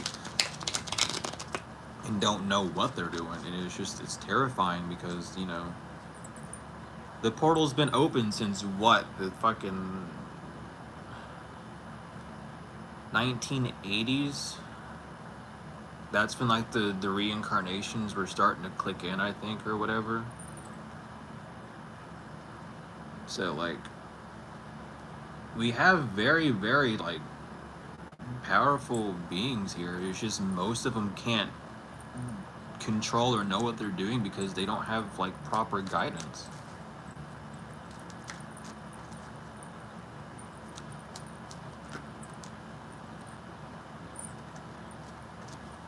It has taken a twisted turn, and it is mostly trauma too.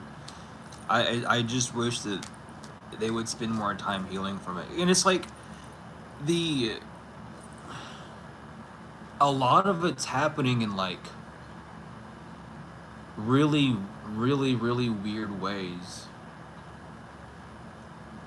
Like there was someone that popped up who kept claiming that they were Imam Isa, and I was like, okay, sure, buddy. Like I'm sure you are the incarnation of that. I'm pretty sure more people would be aware of that by now, and he was not at it at all. So that was an interesting thing.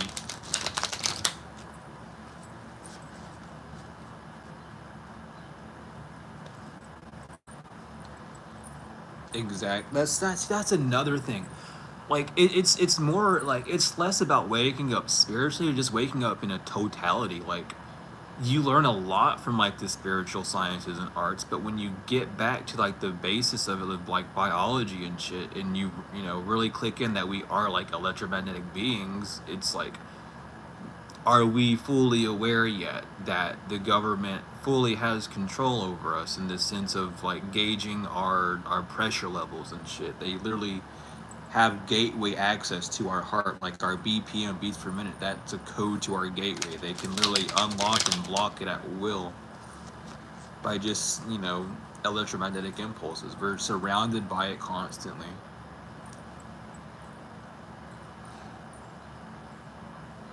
So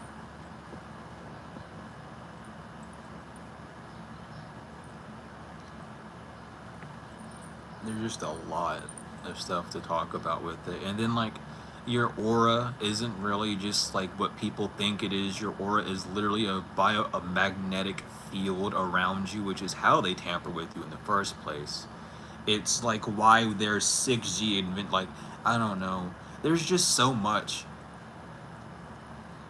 to talk about when it comes down to it.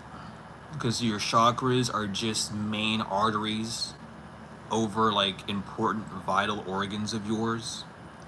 At the end of the day, yeah, they have energy going through them because they're circulating, but it's a lot deeper than just like a spiritual thing. It's like an actual like atomical thing, a bio. It's like, dude, it's fucked up.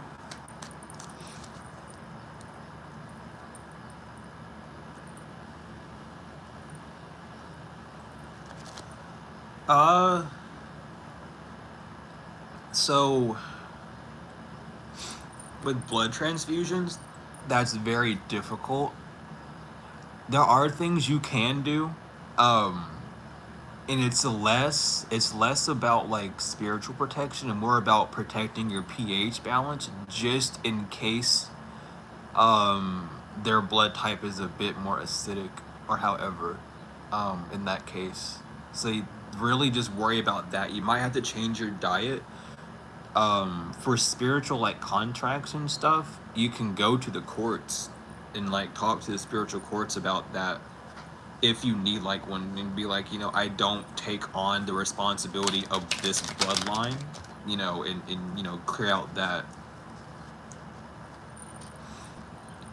But if you feel the need to do those, just be careful with that. But I would be more worried about like the pH level of the blood going in and making sure that that's like working with you, and then keeping an eye on like dietary stuff at that end.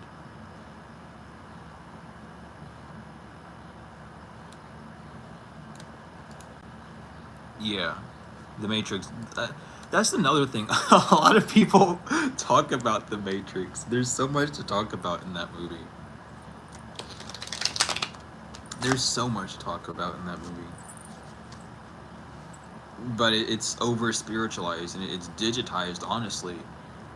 It honestly is digitized. I feel like a lot of spiritual people are more digitized than spiritual. Now that I'm really clicking down into it, and that's like the whole like man-made singularity thing that's happening. But I feel like I really like, I don't know, especially with AI, dude, like I'm concerned. I am concerned for people looking up spiritual things with AI. Why are you doing that? What?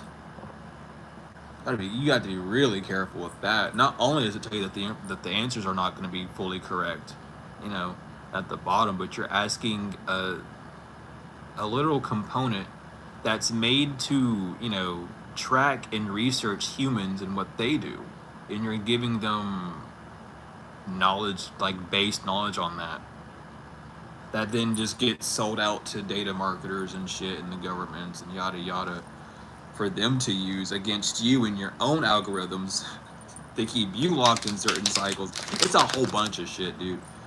But I don't know. We need like a school to just walk people through the arts, because you can't just like, I don't know. People would learn so much more about the world if they studied chaos magic, honestly.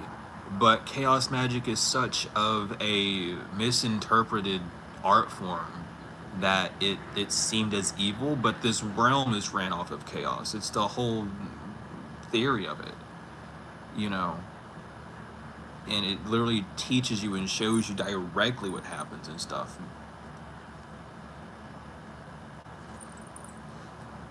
Yeah, AI is not what people think it is. And AI has been around so much longer than people have thought it has been. Oh my god, AI has been around for so long. It's been called different things. It's been called many different things. But now we just know it as AI. Or Chat GPT mainly. That's what everyone fucking uses.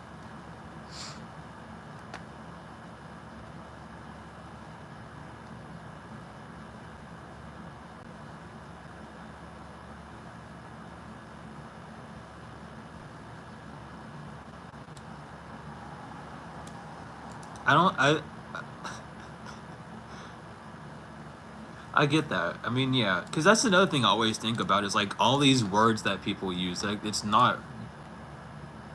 not correct. Most of them are like, the letter J.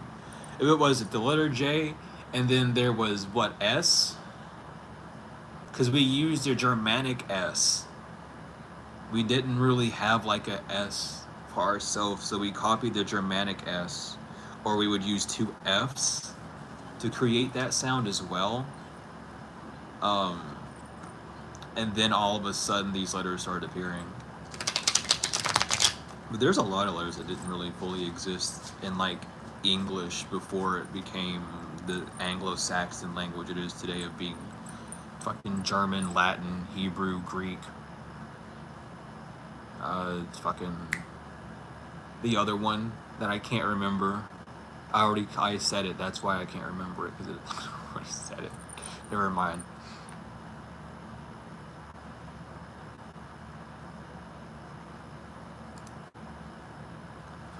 But I don't know. There's a lot. And then not only that, but like half of our alphabet is just runes or hieroglyphs from other like languages and all like I don't know, dude. Go back and look at the language of Arabic and watch how things have changed in script wise.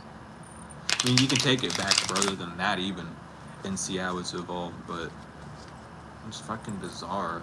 Like most of our numbers and stuff come straight from Greek. Like most of that stuff is straight from Greek. And that, that's the Greek and the Greco-Roman times.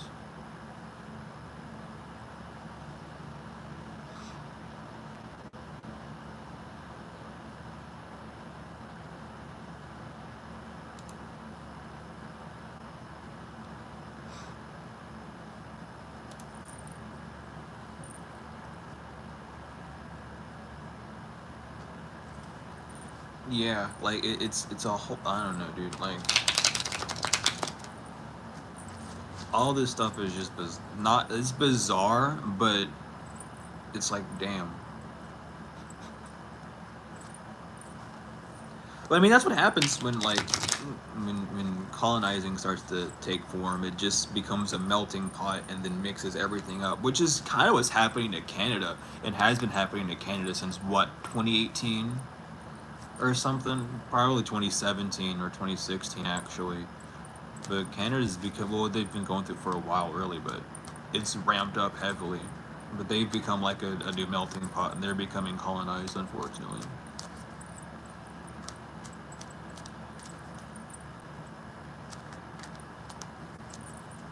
Yeah, it's the entirety of it is fucking bizarre. Like you can go way back. You can see like Hindu gods back in Sanskrit, and like not Sanskrit but fucking Sumerian and like um. Well, no, I can't say Tartarian because that was around the time of that upbringing, but you can find all sorts of shit. Like you can see where they got the images, where the ideals came from, and everything, and how it grew.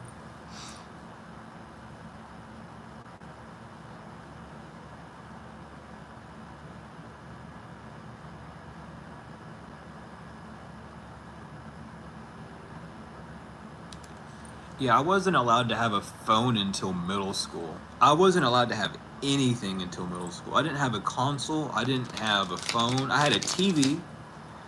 Um, that was it. We had a family computer, and that was it.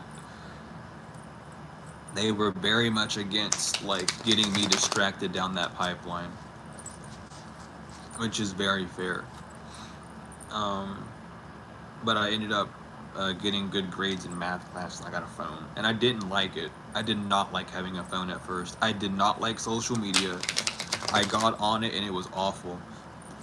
I remember someone I went to school with said something really like mean to me, and I got pissed off. I was like, I don't like this. Like, there's no way they would have said that to me in my face. There's no way. So I just like deleted Facebook as a child. I was like, fuck this, dude. It did not. I just not. Attitudes are different online, dude. People get like a boost of it.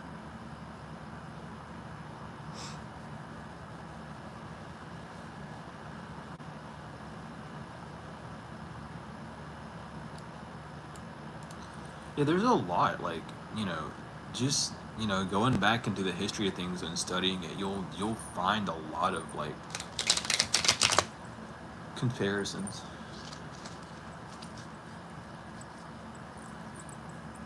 Yeah, dude. Once you give like it's like your kid a phone, it's a whole. They get sucked into a different world. I already had a difficult enough time on the computer as it is. Like, I didn't even have media at the time. My mom had a Facebook, and that was about it. Um, but even then, like, I wouldn't even be on the computer for that long. I'd be on it for maybe like an hour max. which would be an extreme amount of time. Uh, but I just spend most of my time outside or like in my room just meditating or something. I did not really do much else. It's kind of the same thing as I do now. I don't really spend much time doing much else. Unless I'm just like, or like not wanting to do anything and playing a game or whatever, but I don't know. We use the technology for more entertainment than studying, and that's caused the whole thing. Yeah, that's literally what I just said. Like, we're using technology for like entertainment, all these other things, which is fine and good, but like, we should be using it for like studying. We should learn what it is and like how to actually use it. How is it made? What are its components? You know, all of these things of that nature. Because it's in front of us. We have, you know, all it takes is a screwdriver to, you know, disassemble most things. If we could just be more tactile and use our hands more. Rather than using machines, we would excel a lot more. But we're stuck in the machinery age still.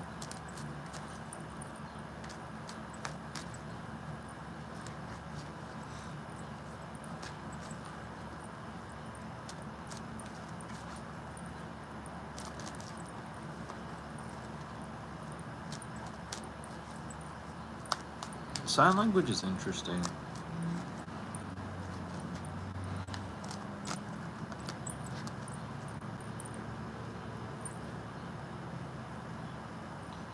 Oh no, we've definitely lost body language. We've lost body language. We have lost that skill completely. Not everyone, but it's like less and less apparent.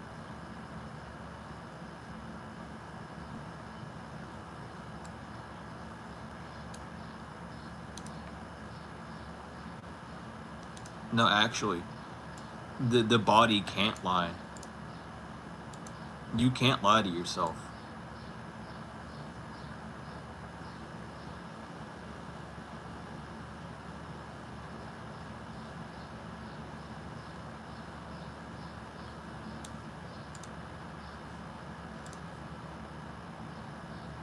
No.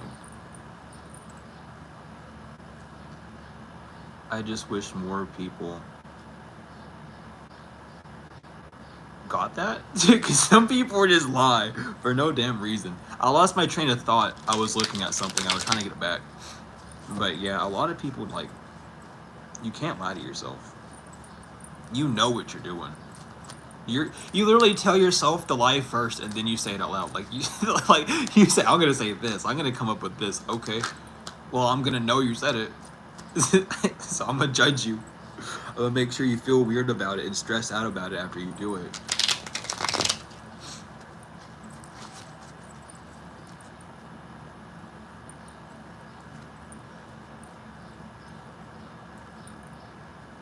Yeah, definitely. Learning how the mind works is a huge thing. I honestly, learning how your brain like operates and how it sees things, and like just knowing the, you know, the the left and the right side, how they're inverted when they're taught, unfortunately. But it's like, I don't know. An increased focus on the body is what's needed. An increased focus on self, but everyone's so focused on the external things that it's just hard to. I don't even know how that became conditioned. I mean, other than like fear, you know, obviously, but like going back, going way, way back and thinking about it, like the first seed to be planted of that, I guess.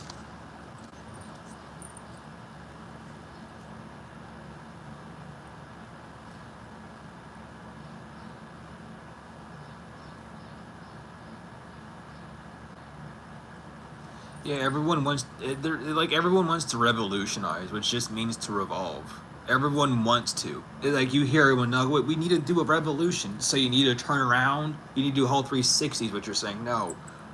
You need to evolve. You need to move up. Stop walking in circles. But I don't know. Everyone wants to go back to the tactic of violence and, oh, let me use my guns and stuff. It's like, no. You think that, like, the guns that you have are gonna match up for, like, what the military has? Dude, they don't even need to bring out, like, actual bullets, dude. All they gotta do is bring out that sonic cannon that will fucking kill people and blow their eardrums out. And then, like, everyone's gone. You're like, what? I don't get the mentality of a lot of people where they think that they can walk up and like form militas. That's like a movie thing. That's television. Tell lies visually. They're literally telling these people like, hey, if you do this, it's gonna work, quote unquote. No, it's not. You're gonna get decimated. They have like people really gotta like get on their horses with it. The wars are not going to be like an outside thing anymore. The wars are all going to be based off of you and like your own like sovereignty, your own mind, your own body.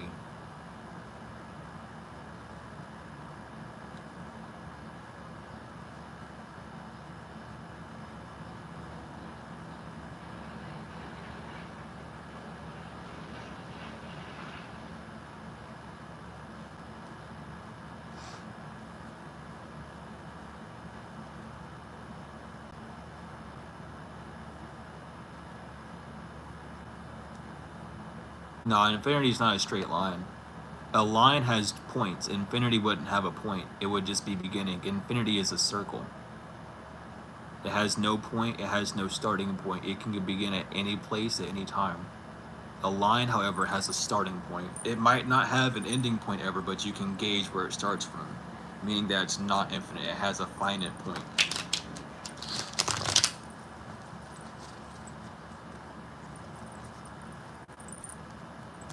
The thing that, well, here it is. I'm so glad it's in my hand right now. This thing right here that everyone wants to call infinity is a limniscat. It's a ribbon of achievement. It's mathematics. It can't be infinity because it literally meets in the middle. You see like where it crosses over. Infinity doesn't loop or do that. It connects with self, but it has no true point because it's eternal. It never ends, but it has never began either.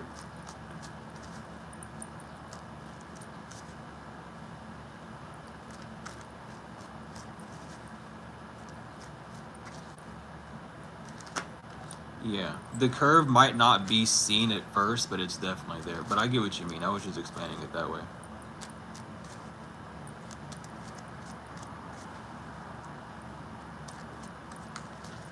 It depends on what dimension you're looking at it, you know. And well, dimension meaning which angle you're looking at it.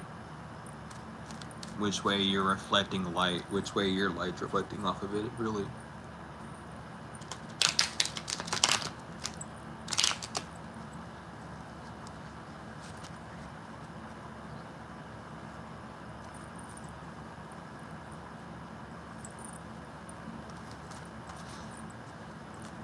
I still really want to know how and why, like, the 8 became an infinity symbol. Like, when did that happen?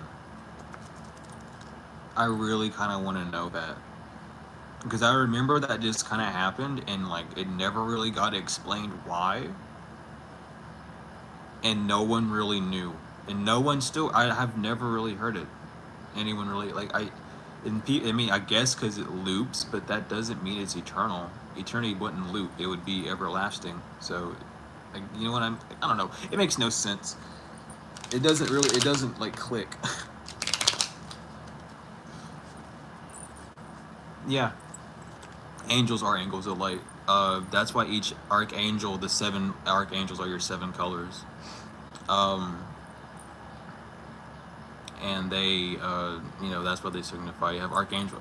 I don't know all of them off the top of my head, but archangel. I mean, I know Michael's blue, Raphael's green. I think Gabriel is orange. Uriel is red, I think.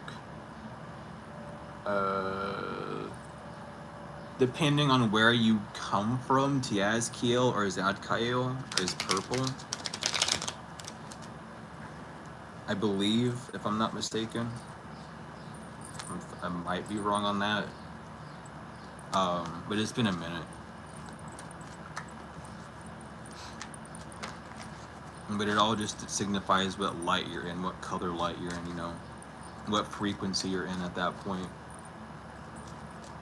And then those are, you know, so associated with the chakra points, the colors, you know, and that just signifies like where are you at, you know, on your journey home. Are you at base? Are you at the apple with Eve still, or have you, you know, moved to the heart, which is new earth or home, which is what people call the 4D earth or 5D earth or whatever the hell they're on now, which is just living from a heart space. Which I don't know why they don't just explain it that way either. But heaven is your crown when you're finally knowing all, when you finally have your mind connected with your heart.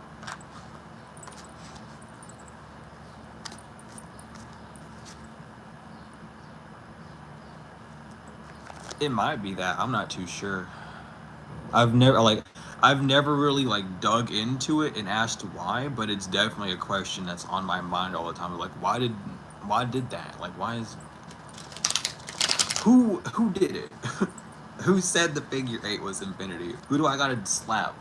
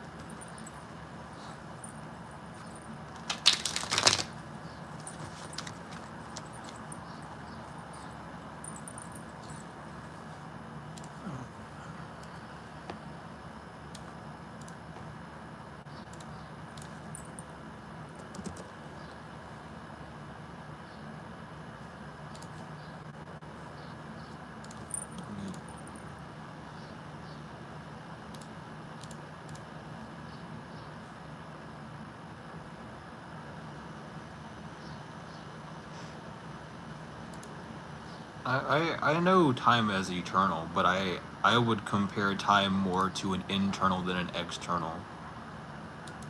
Because, you know, that's just proven through meditation and focusing on breath and, you know, zoning in on self. The more you do that, the slower time actually, you know, moves. So I think time is more of like a blood flow thing. Honestly, at that point, if we're really gonna get down into it in a way, I feel like time is more connected to your blood flow, your heart rate, rather than. Oh no, I'm just saying in general. I just wanted to chime in because I haven't really, you know, talked too much about time per se. I was just chiming in.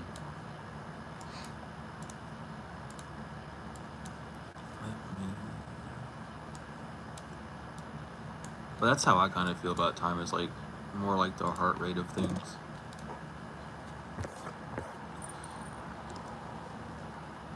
And yeah, I'm doing readings. They're paid readings though.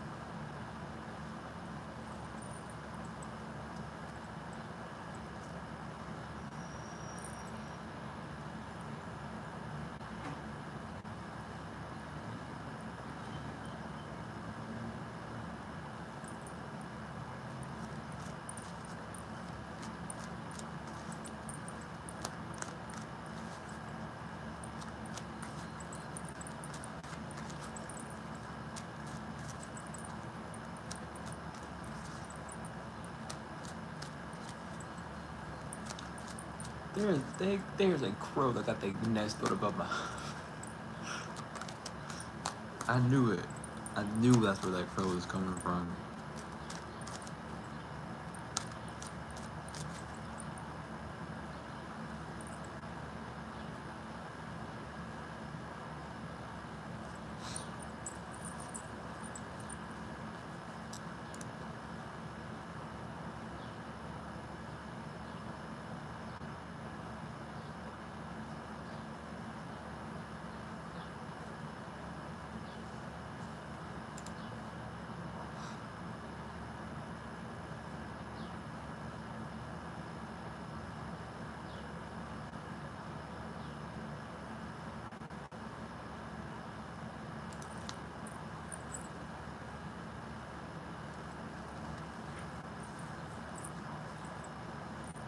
Well, Well, what do you mean by not a fan of shadow reading? I don't know what you mean by that, because that's all tarot does is read the shadow. So that doesn't really make sense to me. It's the subject matter, whether it's involving the internal, the external, that I gauge it on. If it's about something external, we turn it internal. If it's something internal, then we go ahead and move with it.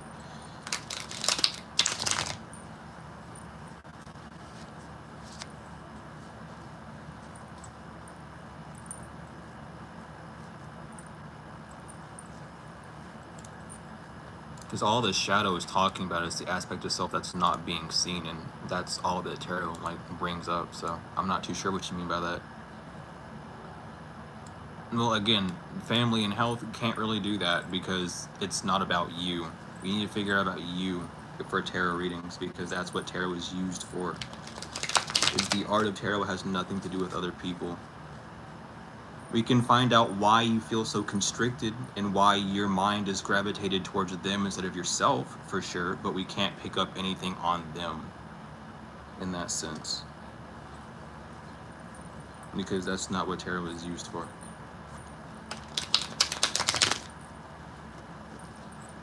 And we're doing paid readings only, because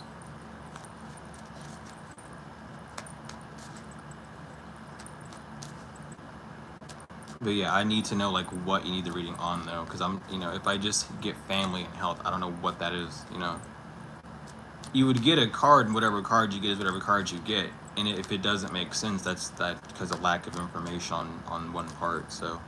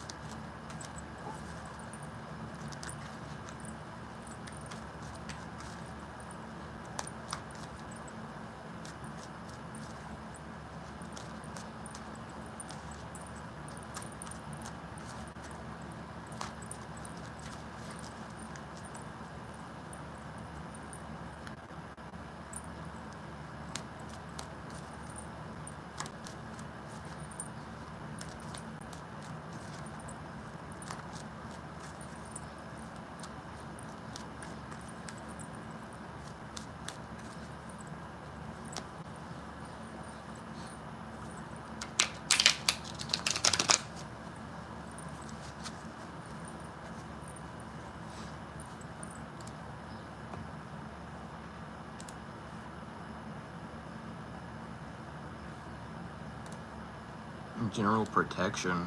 Where's the protection coming from? And general health, again, like I'll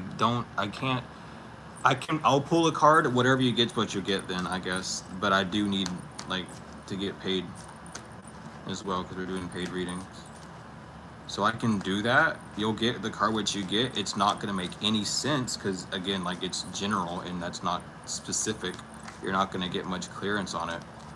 But I can do that if that's what you're wanting. And I don't really know where the protection's coming from either. So, because that's not, something that you pick up with tarot either. It's not about protection. It's just about knowing what's keeping you connected to an aspect of self that isn't of you, but something that you've subscribed to and identified with.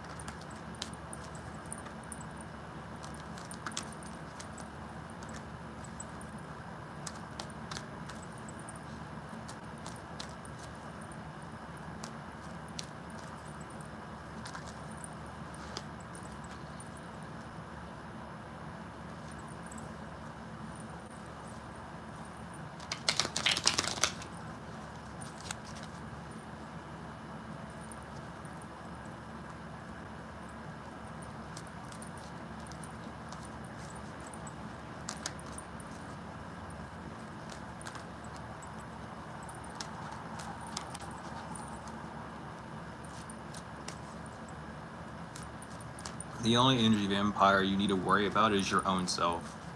People can't drain you of things unless you give it attention. It's less to do with other people and has everything to do with you. It's about you and your mind. Why are you so obsessed with these people? What attachments do you have with these people that you have added to them? What have you subscribed to these people? And why are you accepting them as that, not changing that form of who they are in your mind? Why are you allowing them to continuously play that role in your life by the decisions that you create in your mind, rather than creating a new scenario and moving forward with that instead?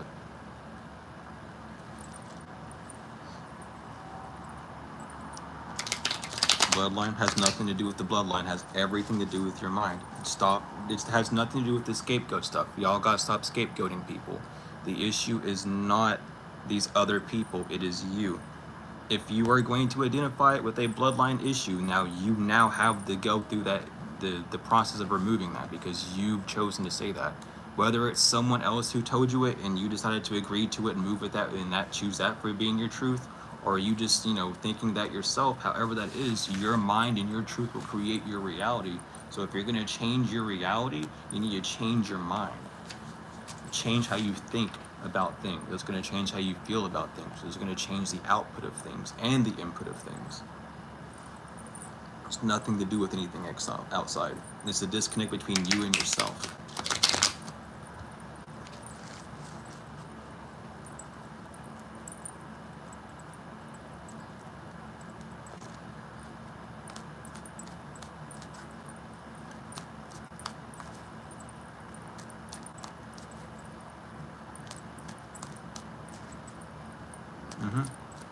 Most things don't need readings, they just need clarification.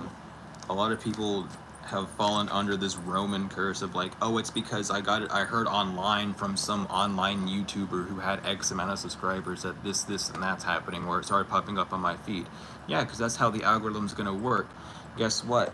We have government agencies who control the algorithms, and they know how you're acting, they know what you're going through, because you're either posting about it online or you're constantly on your mind sending out that signal. So they grab a hold of it, they put it on your page, and then all of a sudden you're stuck down this rabbit hole where you're unable to free yourself because you don't know that you've just been hijacked, because you've allowed yourself to be hijacked. You subscribed to it, you looked at it, you allowed it to trigger things inside of you to attach itself to you. You found comfort in it, your rational mind did at least. And it began to create patterns and connect the dots in its form, rather than following the heart, which would have just been like to continue on the path of, allowing people to be as they are. All you need to do is make sure you're centered in self.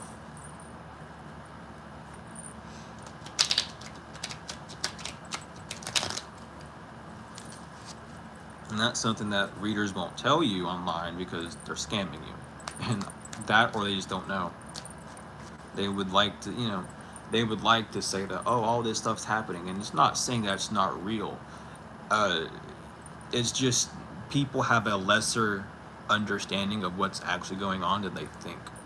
And it's beyond what people call magic. It's beyond these cults and whatever. It's beyond the biomagnetic field around us. It's beyond all that.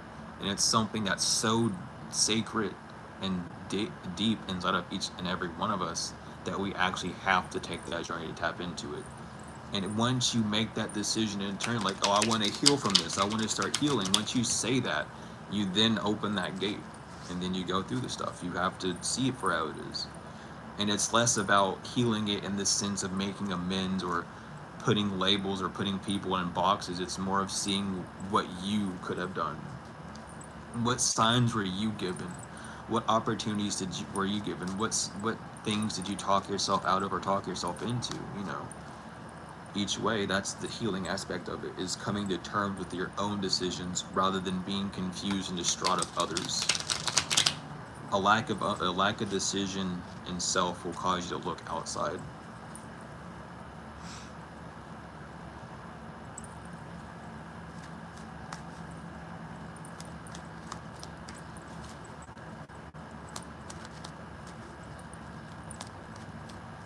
But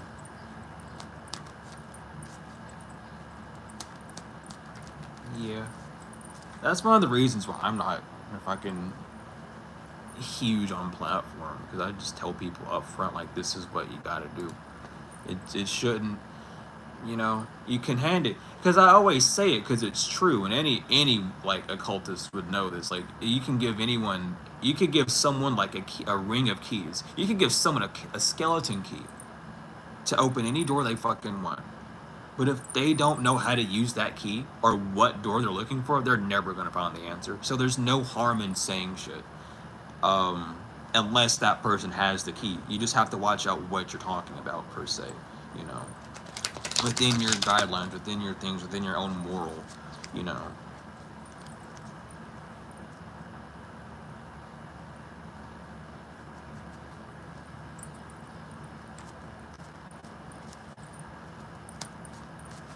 But especially because I don't know, man. If everyone was so hyped up. You remember that shit? Everyone was so hyped up. We're going into the age of Aquarius. We're gonna start talking about truth. I ain't seen no one talk anything about no goddamn truth. I've seen more of the same bullshit that was going on last year and the year before that and the year before that. Going back a decade, going back 2 decades. God dang. Ain't no one speaking truth. Everyone's still talking out their ass. Oh, just sit down and wait. Wait on what?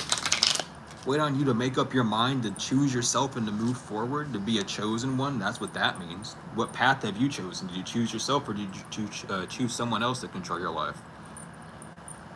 Ain't no way my phone on 21%.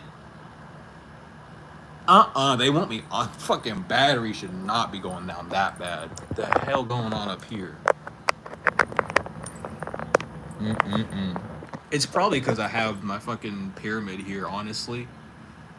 Now that I'm thinking about it, it probably is the pyramid that I have here. I've been literally charging this thing for the past however. And it is just kind of sitting right next to my phone. Never mind. We're good.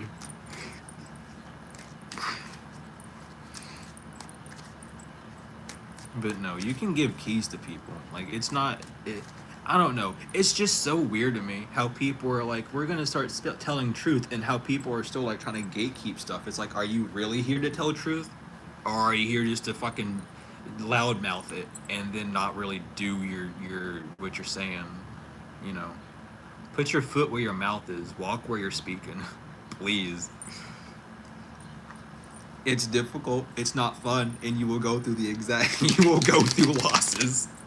But you'll gain more than you'll lose, because you'll at least have your integrity. That's what I'm running off of. And that's just been a big thing. That's why I've been kind of upset. Is like, I am happy, but my fucking rational mind is just a rabid dog right now, and I'm trying to fucking sedate the bitch so it won't bark anymore.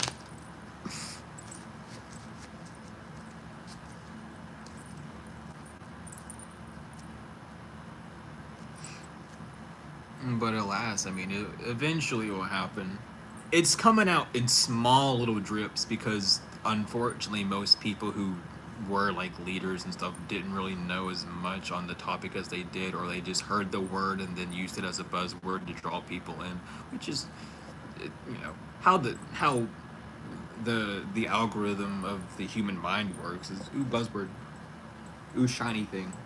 It's, what is it, shiny object syndrome, where you're easily distracted by things, or something like ADHD or whatever.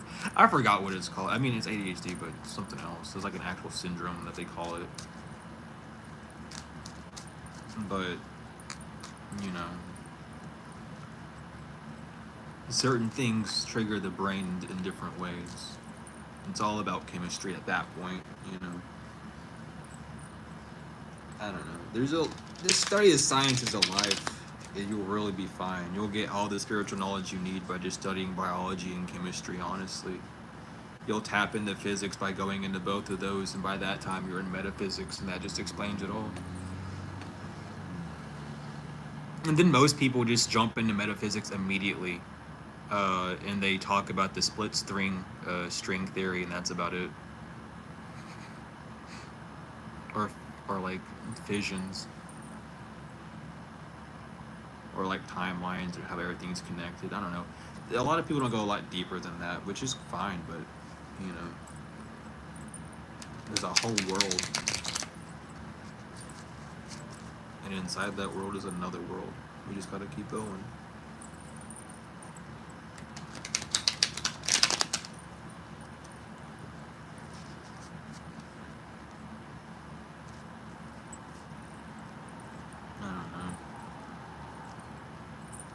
Life. I'm gonna end it off by saying life.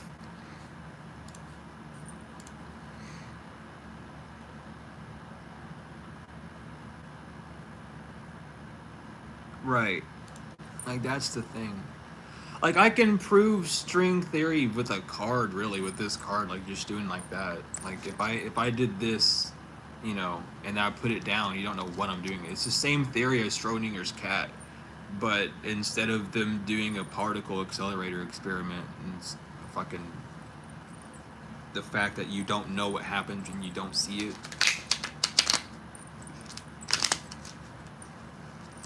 it's just been explained in multiple ways.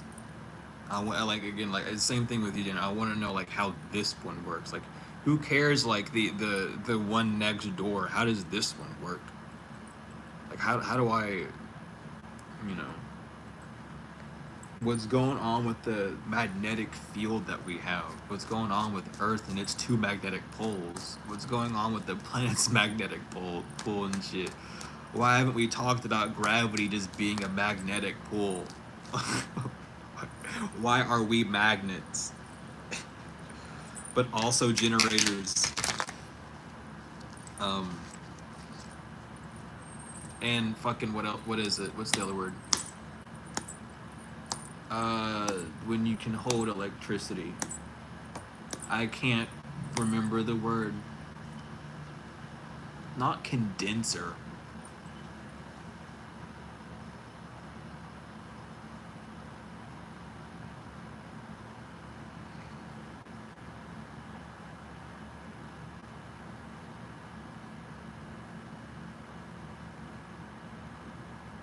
Mm-hmm. And we will catch you later. Stay safe and have fun as well.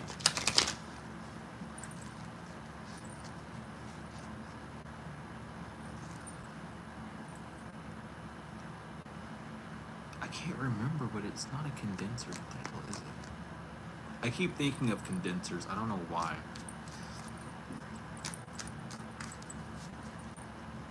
I don't know the relevance of a condenser right now.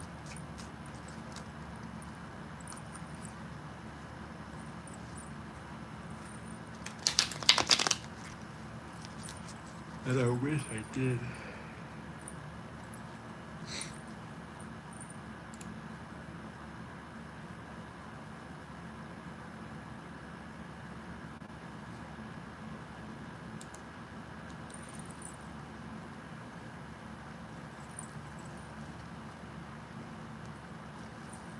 Oh. You okay, finger? What the heck? You moved at a different joint. I didn't expect that.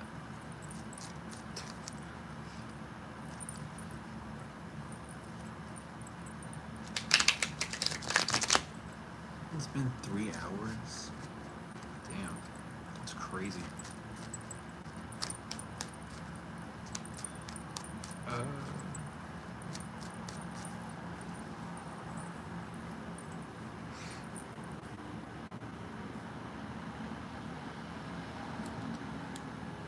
Yeah, like those experiments are always fun to watch and do the study. I remember like the whole trend. Dude, I remember the whole trend of people putting the towel up to mirrors while recording on their phone and then being like, how can you see me? Light reflects, dummy. Are you new here? I'm so sorry, but did we not know about reflections and refractions? I learned that shit as a child when I had a straw in my water glass and my straw was way over fucking here in the water and it was over like or in the pool even. Like, dude, what's going on? I really didn't like. It's every day it amazes me, and it also scares me because it's like I people really did not pay attention. People, I don't know, and it's like I don't. I mean, I get it because of like trauma, abuse, the basic generic shit that happens in school, but it's like that's terrifying to know that we have to teach these basic sciences over like this. I don't know. That always will like put a shock on me, but I also don't have anything set in stone and solidified, so it's always gonna make me like shocked and scared, but not in like a bad sense. I'm always just like caught up by that stuff though, because it's like, huh, like we really don't know that much, do we? Not like we, not we as in like a specific group, but we as in like I guess specific group as in humanity. The masses really don't know that much. It's really concerning. Then again, I kind of think back to high school as well. There was a kid that didn't know what friction was, and he was rubbing his water bottle against the desk and saying, "Why is it making all that noise?" And we had a whole lesson on what friction was because he didn't know. And he was a senior in high school. I don't know how he graduated. I don't know how he made it. I'm sorry, but like, dude, that was bizarre to me. I didn't know that people didn't know what friction was. And this kid would squeak his shoes against the floor at school. How do you not know what friction is if you're doing that? I don't know. That's bizarre to me. That really is bizarre to me. I don't know. I'm sorry. Like, the more I think about it, the more it's just like, damn, like, what the fuck's going on? Like, what shit? What are they putting in the water for people?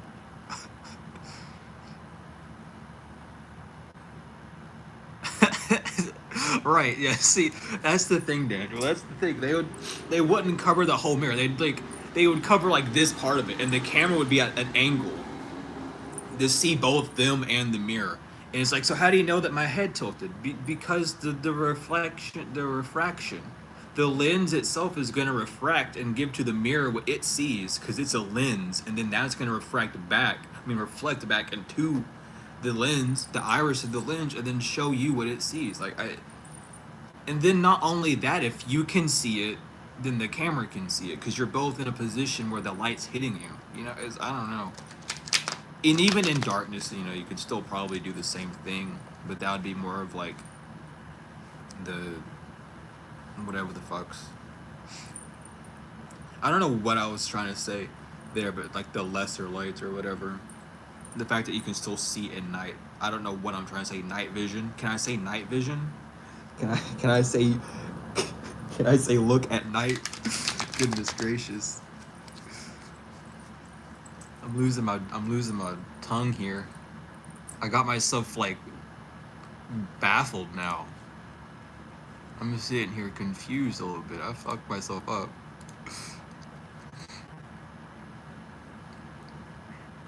But no, like it's very interesting. That's why I've always like people watched. It's just like people really they either know a lot more than you think or they know a lot nothing than what you think. And it's just very interesting to get all sorts of like input.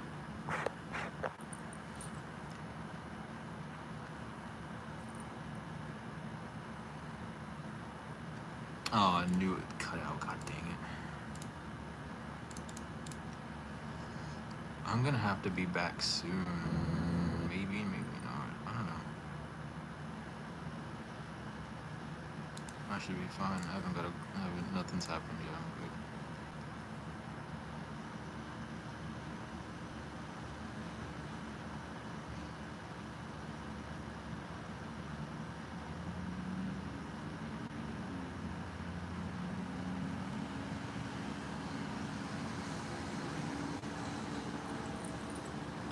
No, because death is an illusion. The word death, the way we use it in the English language, makes you think of oblivion or being obliterated into nothingness. When actual death is just changing. It's just DYE. You die. You change. That's about it. but we use these words, and the English language is so blunt and straightforward and just like non-harmonic, monotone as fuck. It just sounds aggressive and really like null. It's so we hear words like death and stuff, and it's like, oh, it sounds so intense. It's like it's supposed to sound intense. Honestly, it's supposed to make you feel something, but you know, that's the whole reason behind the phonics. But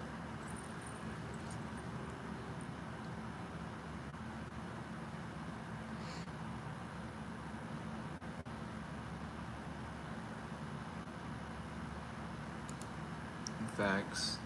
We have parents which are really just guardians because our true mother and father are beyond this realm, are beyond this universe, beyond this world. Really, the world meaning everything physical, outer than outside of Earth, and also inside of Earth would be the world in that sense. The world is not the Earth. The world is everything that the Earth is in as well. But we have guardians, and then we have our actual parents who, art in heaven, or however you wish to say it. And those are the ones that matter. Those are the ones that give the unconditional love. Those are the ones that always supply. The flesh will always fail to supply. The divine will not. Well, the mother will not, at least.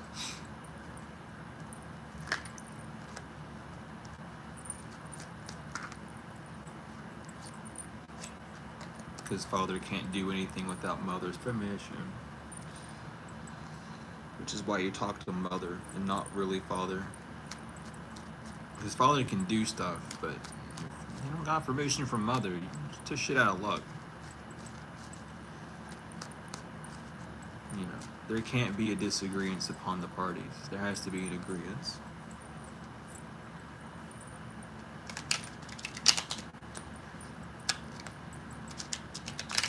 Mm-hmm.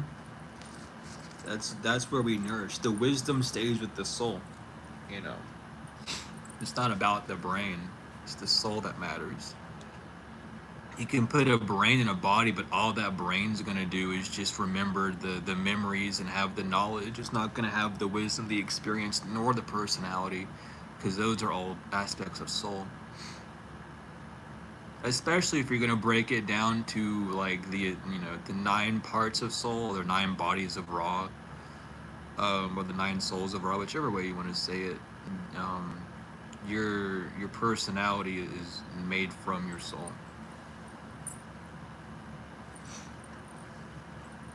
That's your actual print.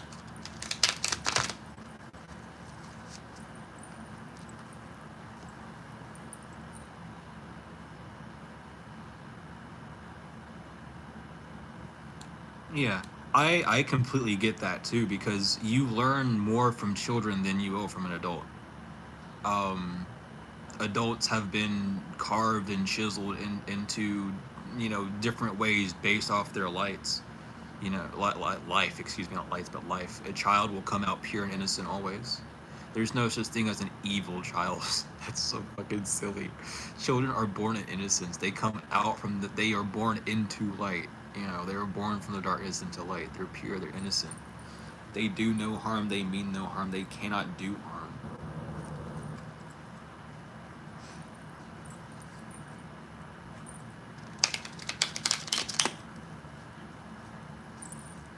Mm. See, that's that's where stuff can get a little bit tricky, because when when we remember about like the heart, we also have to remember that the soul is also part of that. It's not necessarily part of the heart, but it's part of that chain. Um, a lot of people have like got a bunch of like moral changes from getting heart transplants. They've had a lot of like, you can research, like people have like changed their whole lives after heart transplants because they just don't feel like it's right anymore. They definitely can change a person. It's less about like imagine it this way. Imagine getting another heart as getting like another angle. You know what I mean? So when Yeah, spiritual. Yeah, it definitely can, but it's less of like. Oh my god, I'm trying to find a way to explain. I know what I'm trying to say. I just need to find the actual words and not word soup it. Instead of like it being a blockage, it's more of like um not a struggle or a combat, but it's like being faced with a different opinion, being faced with a different side of things. It's I don't know in a sense. You know what I'm trying to say? I'm trying to find a way to describe it, but it's not. It's like word soup up here, and these two things are not connected right now. Um, but you can have different blockages and stuff from the heart transplant. It's like you're taking in someone else's experience, someone else's knowledge and wisdom, someone else's portal basically, and you're learning from that point of view as well as your own. It's it kind of puts into like it makes the rationality of self a bit more rational in that sense because you now it's not that you have a second observer, but you have a new slate to observe on. You have a new place to sit at, you have a new table to be at, you have a new plate to eat from in that sense. So it's not that you relearn yourself, it's you relearn how to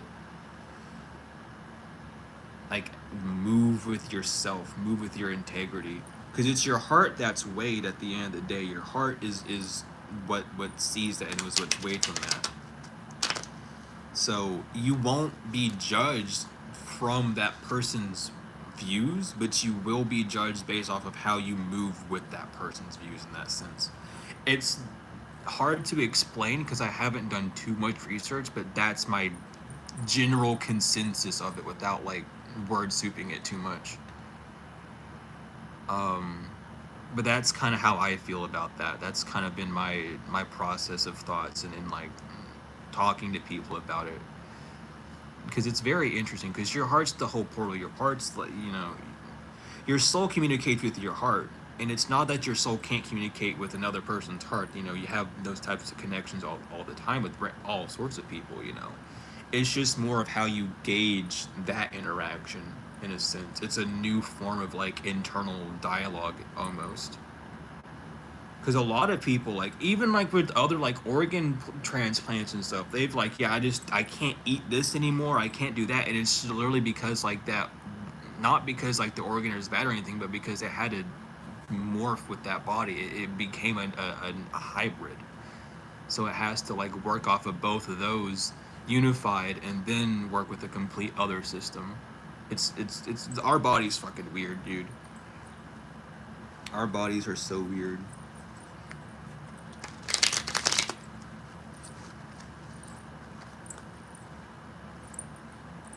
But I don't know. Oh my lord, why am I being spammed with stuff?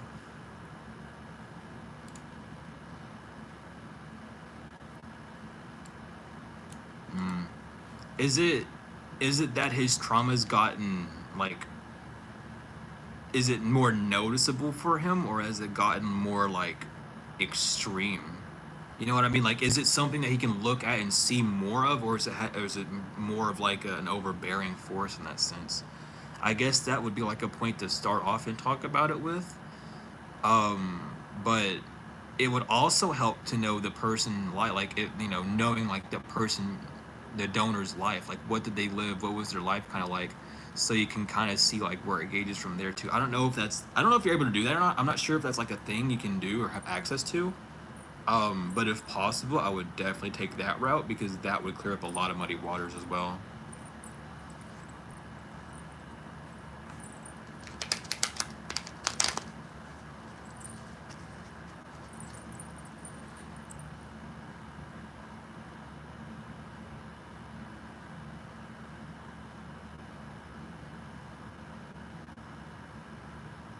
Yeah, exactly. The child is a big element that is missing from us.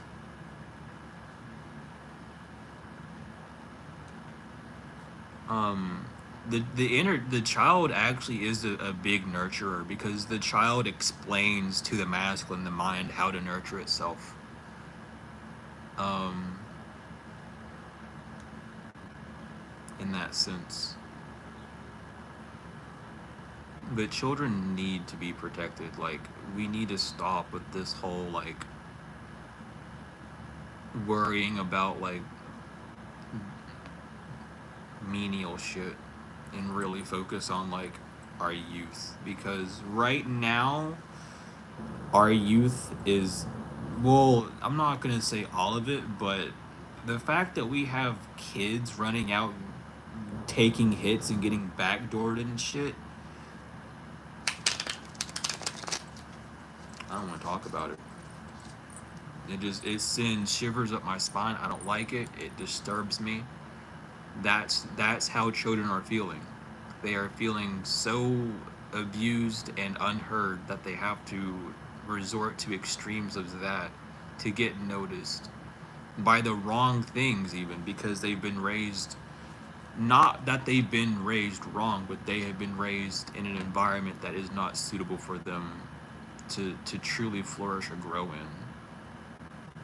Whether that be a fault of, just the material things that they grow around, or arguments in the household, or however, it needs to be looked at more and really considered, um, because the children do not need to carry all that trauma at a young age.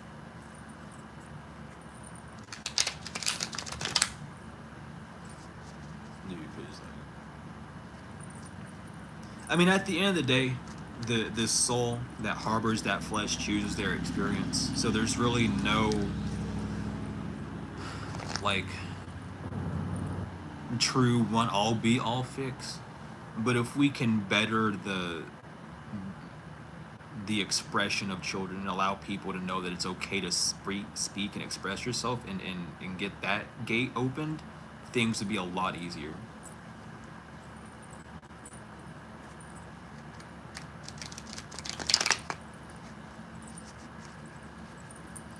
Yeah, I get that. I get that a lot, Daniel. Um, if if you're able to like, you know, get them to, express a bit more of like, whether it's, an overbearing or just more, in their face, you know, and starting off with that, I feel like that would be a, yeah, because again, like, that's the thing that I haven't even like looked into really much, and I probably should, because like it's a very like niche topic. Not many people, and not only that, not only is it not something that a lot of people go through, but not a lot of people are really open about having transplants either. Um, when talking about certain traumas, because that's also, having a transplant, is a traumatic experience. Whether it's a physical one or a mental, however, there's going to be trauma surrounding it. So there's a lot that kind of goes into it when it comes down to healing, and you know it's a it just thinking about it now, it seems like a very, very thin, a lot more of a thin road than usual, because I mean, of course everyone has their own avenues, but now you're adding like a physical like organ, something that works in tune with your body. Now that's messing something up. That needs to be looked at as well, because it's not the organ itself, it's the pulse of it, it's its energetic threshold that it has. And though we can, move and open those through different meditations and stuff, it's like, what do we actually need to do before opening up that threshold, so that there's not a bunch of other shit flying into?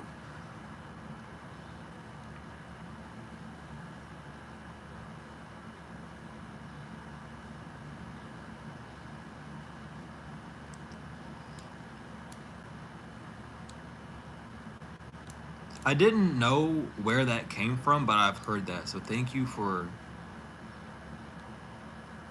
that. Now I know where these things come from.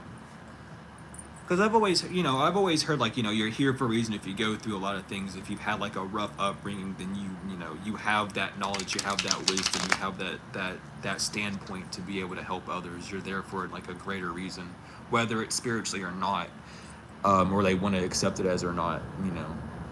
I just didn't know which culture it came from. Yes, it would.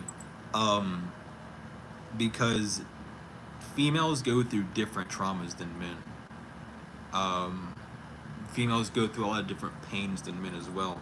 And all those things can be held within that heart space energetically, depending on like who they are and what goes on. So it definitely would matter, especially if your friend is not very in tune to their own feminine element. Adding a biological feminine element in that sense can upbring a lot of things, which could be why there's a lot of the trauma coming up, or why they're needing to, or why that trauma has been like a talking point for them. It could just be bringing all that up, trying to nourish that.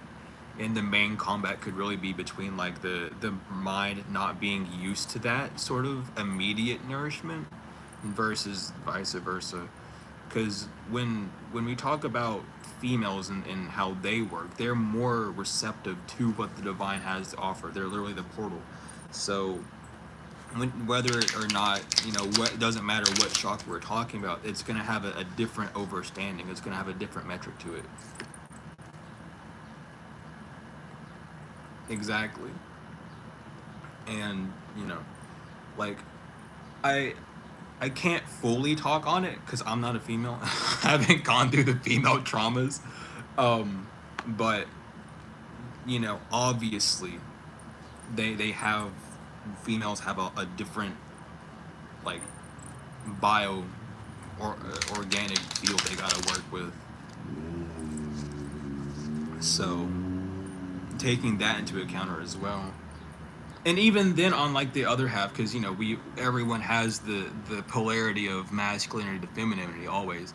It also depends on like how much were they, what's their like polarity. Are they more masculine leaning? Are they more feminine leaning? Are they easier to accept, or they reject more? All these things can also like be a get out of my face.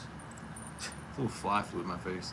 But they can all be like aspects to it, because I forgot how it goes.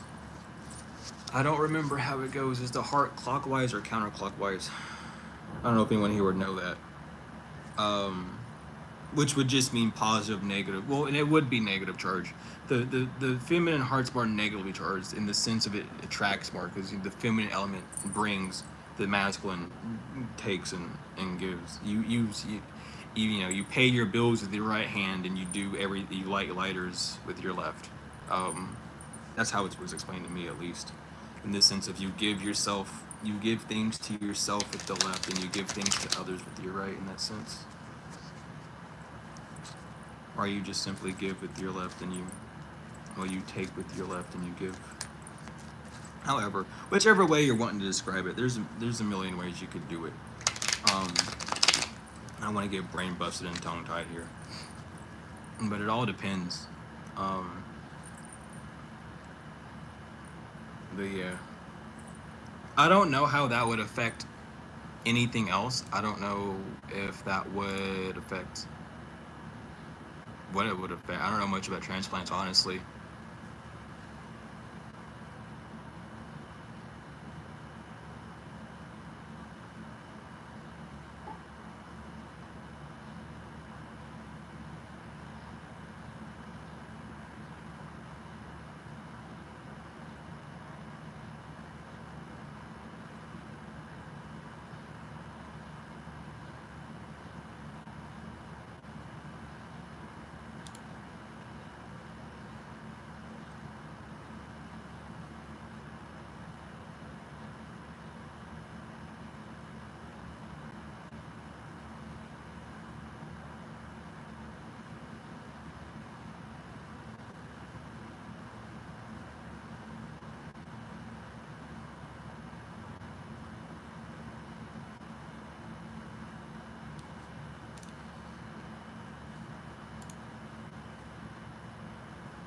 I really wouldn't say that they're more psychic because the term psychic just means skilled with the mind. So it's less that, and I wouldn't even say intuitive either because everyone's intuitive. They'd be more inclined to listen to the intuitive side of self. Um, but it wouldn't resolve to being a psychic or anything because that term is used incorrectly. Being being a psychic, psi and chick just means being very skilled in the craft, and psi meaning the mental, the mind.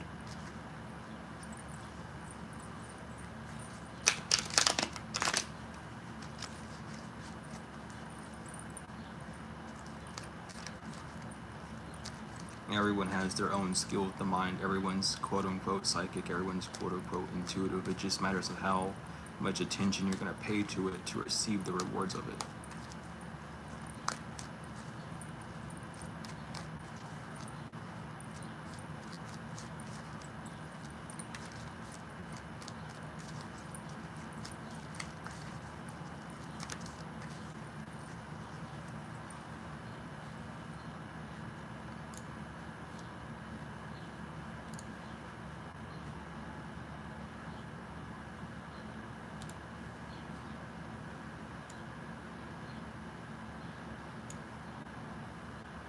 Yeah, it would depend on um a lot of different aspects because there's so much that can go into because it really goes down to like the polarity of that individual themselves, well, both individuals, because both of their polarities would be mashing together in that sense.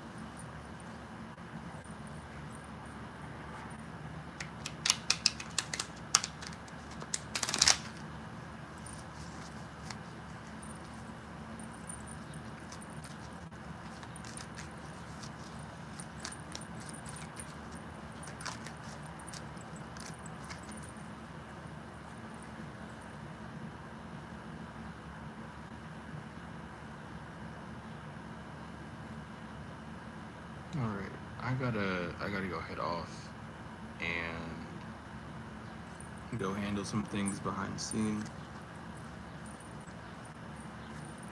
and then I might be back in like an hour or two. But regardless, thank you all so much for being here. Get the stuff before I do this. I do not have the pins ready, or the paste ready, my bad. Regardless, there is, okay, it didn't copy the whole thing. My phone was in the way. Okay, hold on. We'll redo this. We'll redo this. There we go. Okay, everything's there now.